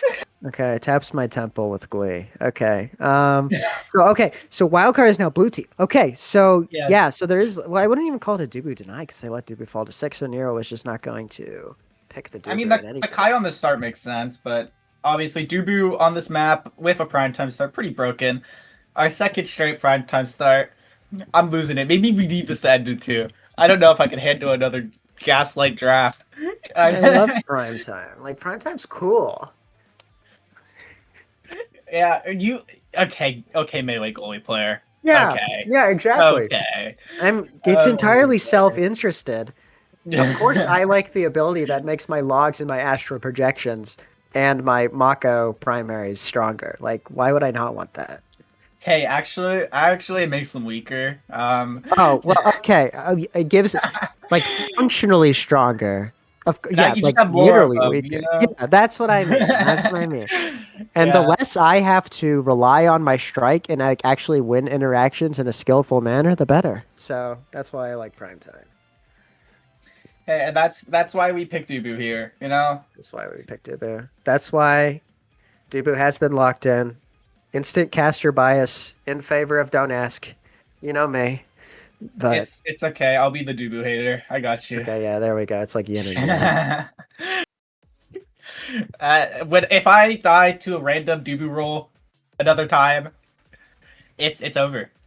Friendship ruined with Dubu. I feel like they're not random. Like they're No, they're random. some of them are random. Okay, like on Goo, half the rolls you die to are just like random. I'll concede Yes. that, but I feel like most roll kills I'm willing to say are calculated by Dubu players. In any case, here we go. Okay, so my teams are correctly oriented. And my names are actually on this time. I was kind of scrambling last time because every single player had the name off bug last time. But now I can actually see everyone's name. So Nero managing to not defend there. Really good double play by Shen and Kami to lock in that first goal in only 15 seconds. Yeah, I mean, that's great bounce back. You know, good job, don't ask. That's what you want to do to start a game after getting thoroughly dominated for the first part of the last game, as all of wildcard here are still level 1 here, but as the levels come in, you know, with spectrating on the X, but they could bounce back. But as I say, that Ivy is just getting shot. Yeah, being completely forced out of the play, having to drop back and collect 2 orbs just to continue existing, catching a stray from that Dubu wall. I don't think they've been on full health for like the past half minute at least. That said, manages to proc the X Maximus and get that wall kill, forcing a power play for the wild cards, which is dutifully taken advantage of. Shen also not looking great. I mean, we could be right back to a power play if wildcard plays their cards right, but not quite. We're seeing a bit of a reversion back to the neutral state. That said, a lot of damage coming out on everyone. I mean, like wow. Yeah, and also core flips flying. I mean, energy economy being pretty decisively won by the wildcards in this moment. Kami almost dead, and Drakar is now dead. Both are dead. I mean, this is looking kind of like a lock for this point if Ivy can get this core flip off, but no need. Nice barrage by Nero. Lucas extremely angry that there's been no passing. But I guess if it ain't broke, don't fix it. If it works, it works. There we go. 2 points on the board. 1 each. Lucas wanting that. Oh, and we have some in-team drama here on the side of wildcard to potentially, you know, completely ruin their chances. Drama loses games as they are still getting a pretty dominant start. So much damage being thrown out. There's just not enough passing, man. There's not enough passing going on. The balls with the attempted Lucas with the attempted pass, ultimately taking their own barrier. We're now at 1 apiece. There, you look away for 1 second, and both members of their 2 people are down, with 1 imminently down. If the wildcards can capitalize on Kami's stagger, but not quite managing to. We're now seeing 3 apiece back on the board. Lucas trying to probably buy some time here, trying to throw off Arlax with that pillar, not managing to take the goal. Arlax also holding on to flip, which will be great going forward. Good out clear find. Kami rotating the ball upward, almost getting the stun onto Nero with that depth touch to secure the barrier, but not quite. Really good strike glaring there from Arlax into Kami off the backboard, managing to hold barrier for the time being. Arlax holding against Ivy again. Now finding that out clear up. Read by Nero. Dubu gone. Reduced to atoms. Not quite sure what happened there, but there he goes. We now have another power play for Wildcard. I mean, how many of these power plays have we... Whoa. Okay. Okay, pass. W pass. W pass. There we go. The drama persists. I don't even know what that college emote is, but that's a pretty cool one. Yeah, I mean, obviously it's good of Lucas to bait out the hook, but refusing to pass to Ivy on the power play instead goes all the way back to Nero. Still ends up getting the point as the drama continues. Yeah, I think, I don't know. Maybe this is the sort of pressure that makes diamonds. When your teammates are breathing down your neck, you're forced to perform a little more. We are seeing a pretty good performance on the part of Wildcard to start out this set. That said, Nero does lose the bottom barrier. Very good banish by Lucas to absolutely dunk on both members of Don't Ask, frankly. One of which dies. Kami managing to hold on for the time being, but yeah, not long for this Earth. Ivy with the flip, not expending it quite yet, perhaps reading Arlax's Dubu wall. Still in a really good position to make things happen. If only there was some passing going on. There we go. Passing wins games. Ain't that the truth? Yeah, and Lucas and Nero having some incredible passing. Just leaving Ivy out of it as she just goes around and punches people now. The drama has reached its full force. Ivy is never getting a pass from Lucas again, it seems. Yeah, I guess not, but I mean, it works. They found a system that is working for the time being. We'll see if the Awakenings can shake up everything. I mean, X just wins no matter what here. Or maybe the size deny onto Rasmus. Nope, just going for full bulk up.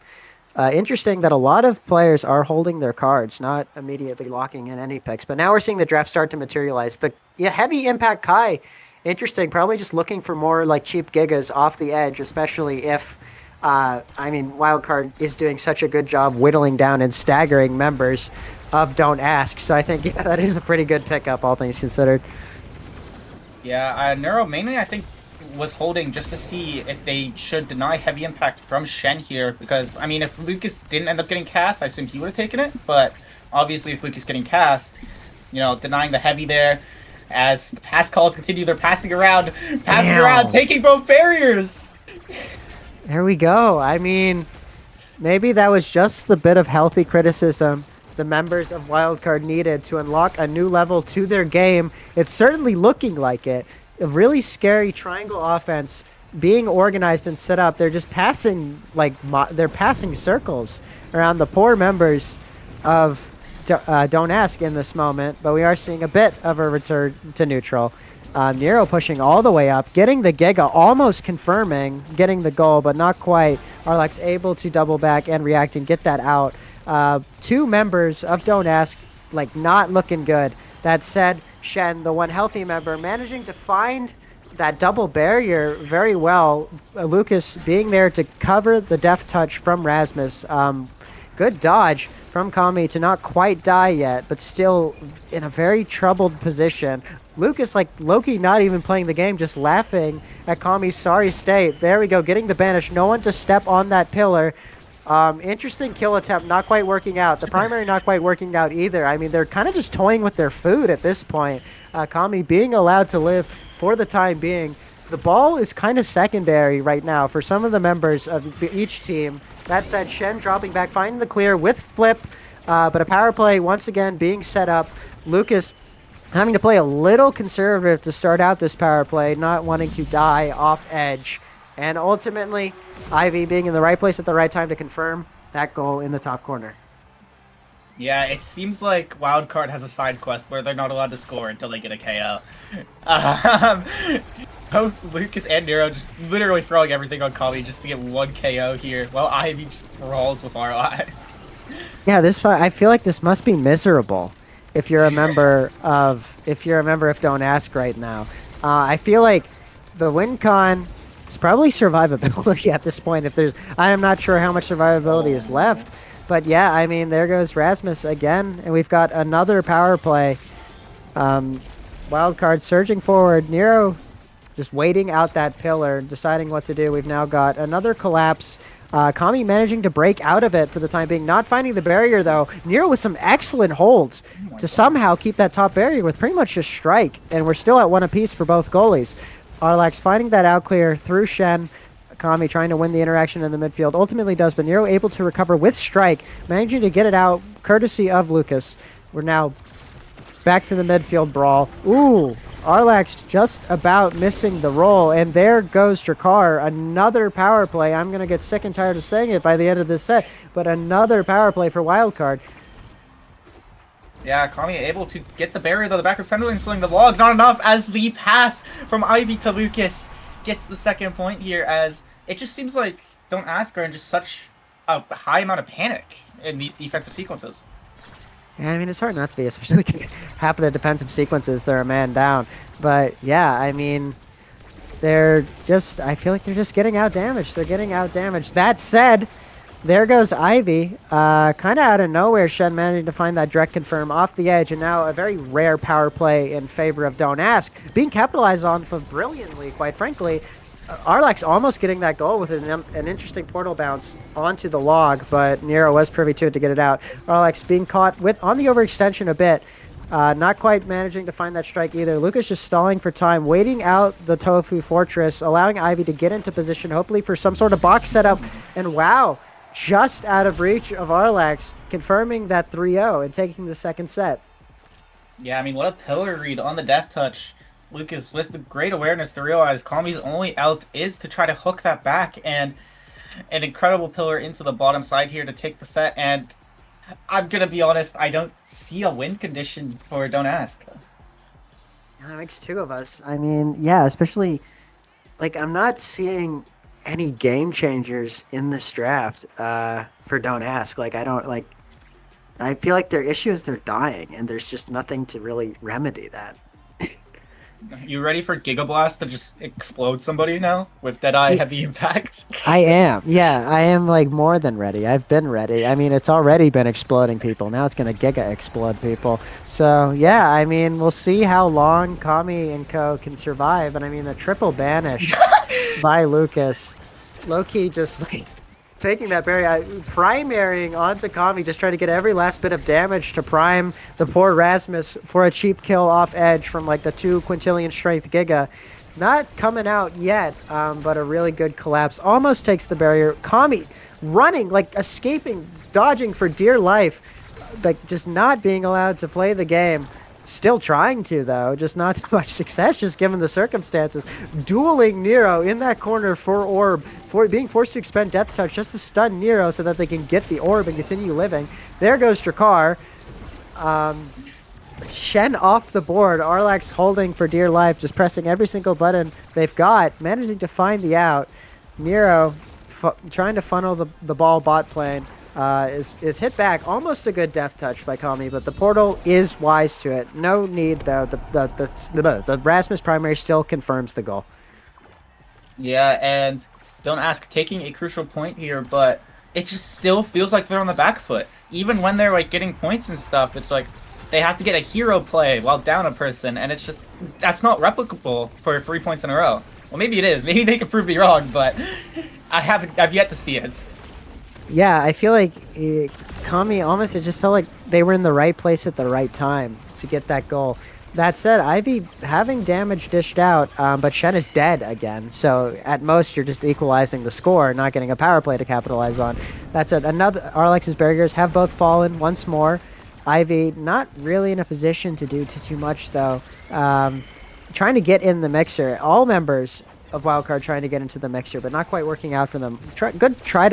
Good attempted find by Nero. through the portal, through the gravity well. Oh, and there goes Ivy. Not too sure what was happening. I was focused on the defense, but there goes another. And interestingly, I feel like I'm not even sure why this is the case, but it seems like Don't Ask is managing to find more kills than they were previously. They're kind of just finding random knockback KOs, as Ivy was taken really low, forced the burn and evade, and Shen was able to come back and secure it. But that being said, Kami might be going down here. Shen trying their best to protect their teammate, but Kami able to hold on for now, getting chased by Ivy, barely living every single one of these cooldowns, as Shen dribbling to the bottom side gets it past the barrage here, but can't find the barrier as Nero. What a clear, but the barrier is taken. Kami's still alive, ends up trying to keep the offense going. Ivy gets cleared by Locked and Loaded, but Kami actually gets the orb and stays alive as Shen trying to push, can't get past the pillar though. The roll, Arwax able to hold on for now as Lucas retreats from the play. Kami can't find the dribble, but it beats out Nero! Okay, I mean, there we go. I mean, it doesn't matter how they go in. If they go in, they go in, and kind of out of nowhere. Don't Ask in pole position to take this set if they can get one more magic score. And then who knows what'll happen in draft. Yeah, here we go. Oh, go ahead. Continue.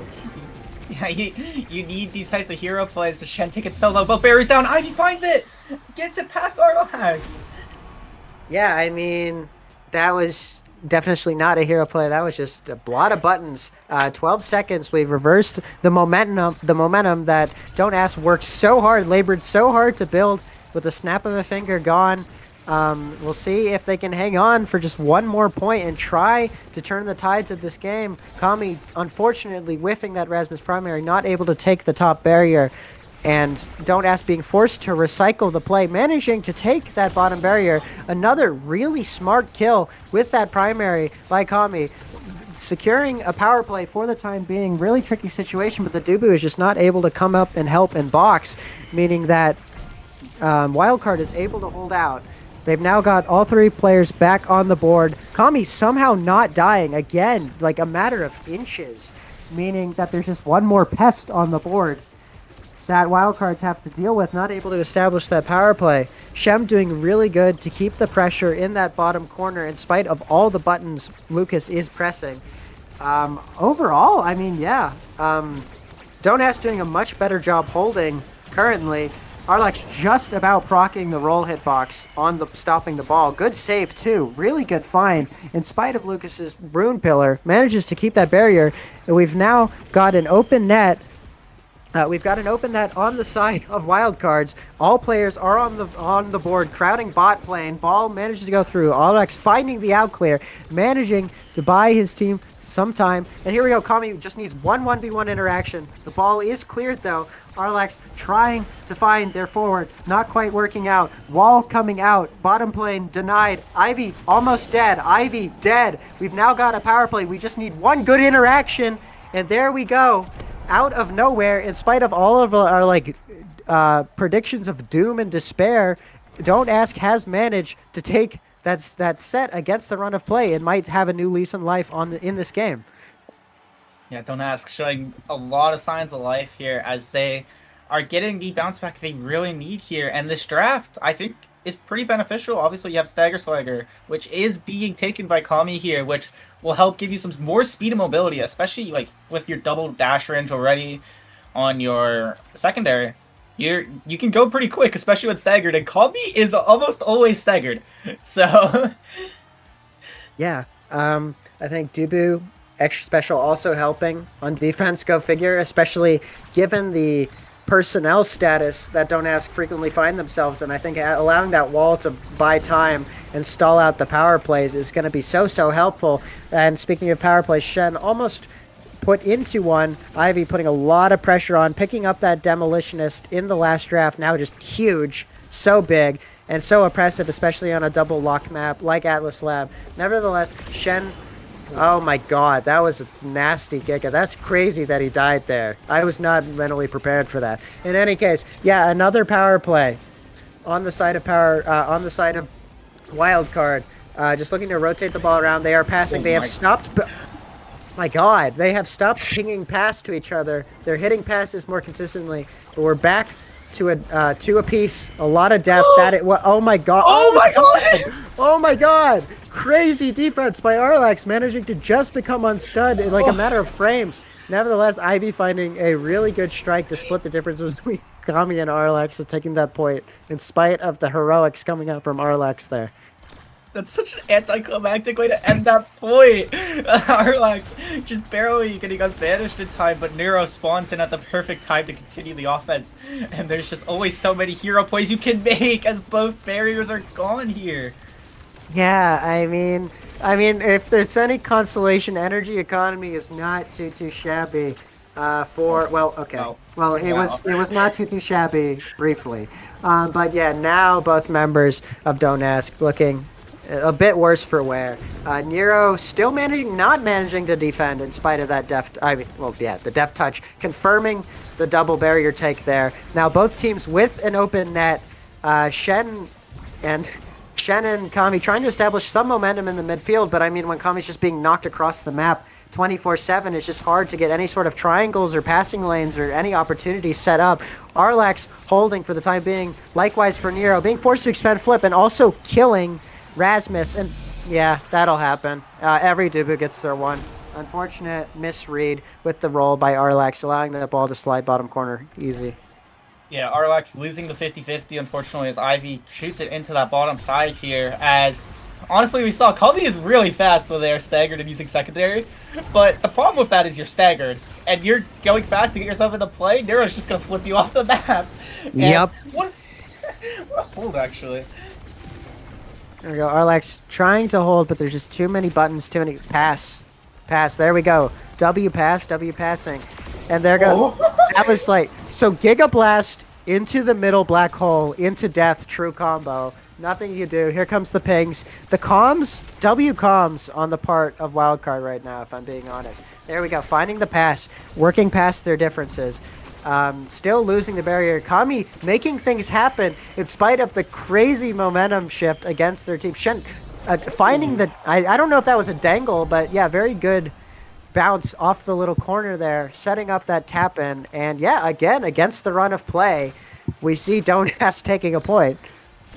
Yeah, and they need these signs of life, as if they lose one more point, their tournament run is over, and they would be the last team eliminated from Shep Day 1, but Shen getting trapped by the Tofu Fortress, just doomed to sit there and watch death come, as the pass pings continue, but Ivy's just going through everyone instead. Why pass the Lucas when you can just do it yourself? But the karma comes in as Ivy goes down. Oh my god, my mouth was like agape for that entire play. I was just like bewildered by what was happening. But there we go. Power play taking advantage of managing to take that bottom barrier of Wildcard. Nero helpless to defend. Still very precarious situation. Kami and Arlax without dodge with an open net. Kind of oh my god, Ivy's not even playing the game. Here we go. So Arlax and Shen working together to establish some sense of normalcy in the midfield while Kami just runs for their life. Ivy now pushing forward, going back up to try to apply some offensive pressure. Coming here, this could be precarious. No kill coming out though.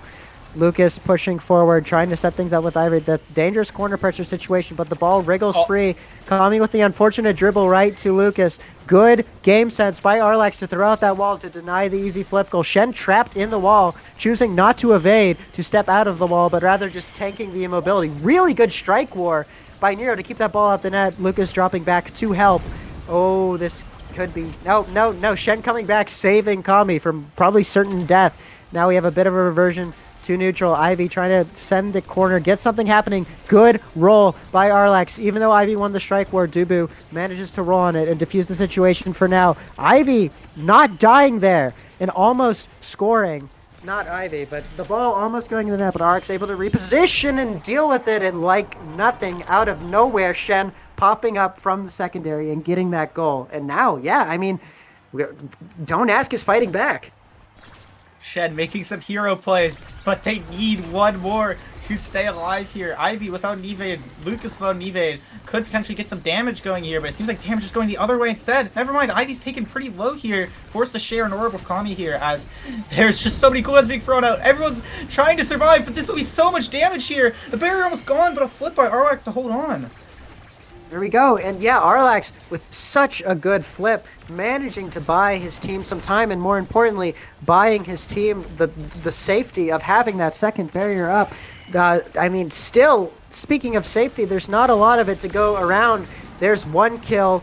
Drakar gone for the next 13 seconds. Kami and Arlax desperately defending Arlax. Hopefully he has wall. There's the wall. A little wayward though. Unlucky. All clear. Just nowhere to be found. Having to hold Shen back on the board. Kami soon to be back on the board. Very precarious goal line situation. Manages to find its way clear. Kami with a good stun, forcing the offensive pressure back into the back corner, but here, top corner. But here comes another ban. Really good roll by Arlax. Reads the angle, manages to get there in the nick of time. This could be scary. Go the good roll to wait out the core flip cooldown, cutting off all the angles Ivy had with that flip. Shen almost finding the unlock there, but not quite. Kami getting knocked around like a pinata, but still in the game? Question mark? Oh, but Arlax with a slight stutter step downwards to cover the bottom corner, and it goes top corner instead. And there's the game. Yeah, wildcard moving on to day 2. What a way to end it. Lucas just with an incredible Shark War win there. Arlax not quite ready for it, and wildcard showing why they should be in day 2. Yeah, I mean, I feel like they had such strong scaling.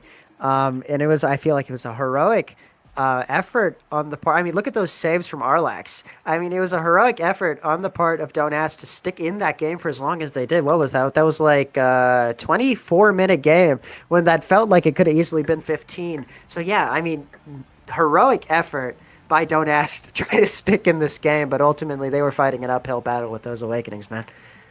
I mean, 22 KOs, I think, speaks for itself. There was almost a KO a minute in a 24-minute game. That's not okay. Yeah, not okay. That was not okay what happened there. A lot of death, a lot of destruction, a lot of killing. I mean, especially earlier on, there was like a power play every 5 seconds. I'm like, gosh. Yeah. Yeah, there's only so much you can do. As Don't Ask had an incredible run. They did well to make it this far, but just so close, but not quite enough to make that day 2.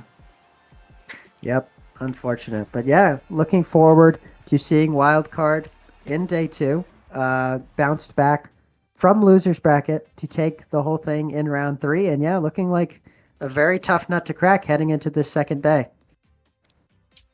Yeah, and that is, as we said, all for day 1 here. So we hope you enjoyed. We had some pretty incredible games, some upsets in the winner's bracket, if you want to call it. I mean, obviously they're upsets, but, you know, close seeds. So either way, kind of not really how people were expecting things to go in that winner's side. And it'll be interesting to see if day 2 is similar, or if the teams like VOS and Lockdown end up bouncing back after their loss today in the winner's bracket. So it'll be curious to see how that goes down, because I'm pretty sure Wildcard will be playing one of these teams. Yeah, Wildcard will be playing Lockdown, and VOS will be playing Springs Humans. And then, of course, we have Vibe Check and Mickey Mouse Clubhouse in the winners finals side for day 2. So, yeah, Wildcard's going to have an uphill battle still. Obviously, Lockdown is a pretty strong team. So we'll see how they end up doing against them. Yeah, they lock it down. But yeah, looking forward to that matchup tomorrow. Not sure if I'll be calling it. I don't know when that's going to happen because I'm in block 1. But yeah, looking forward to it nonetheless. I will be watching for sure. Yeah, well, we hope everyone has a wonderful night. I know it is late for most of you all. The tournament went pretty late, you know, as the Sheb format normally does. So we thank you all for sticking by. Shout out to all the players for playing this long. This is a lot. I've done it before. This is a lot. It's draining. So shout outs to everyone who played today. Shout out to the broadcast team, even if they were gaslighting me. We still love them. So yeah, I hope everyone has a wonderful night. See you tomorrow. Yeah, catch y'all around. Bye-bye. One last little thing. W to the people who have funded this tournament. W them, from Cakes to Sloth and to Toff. So thank you to them.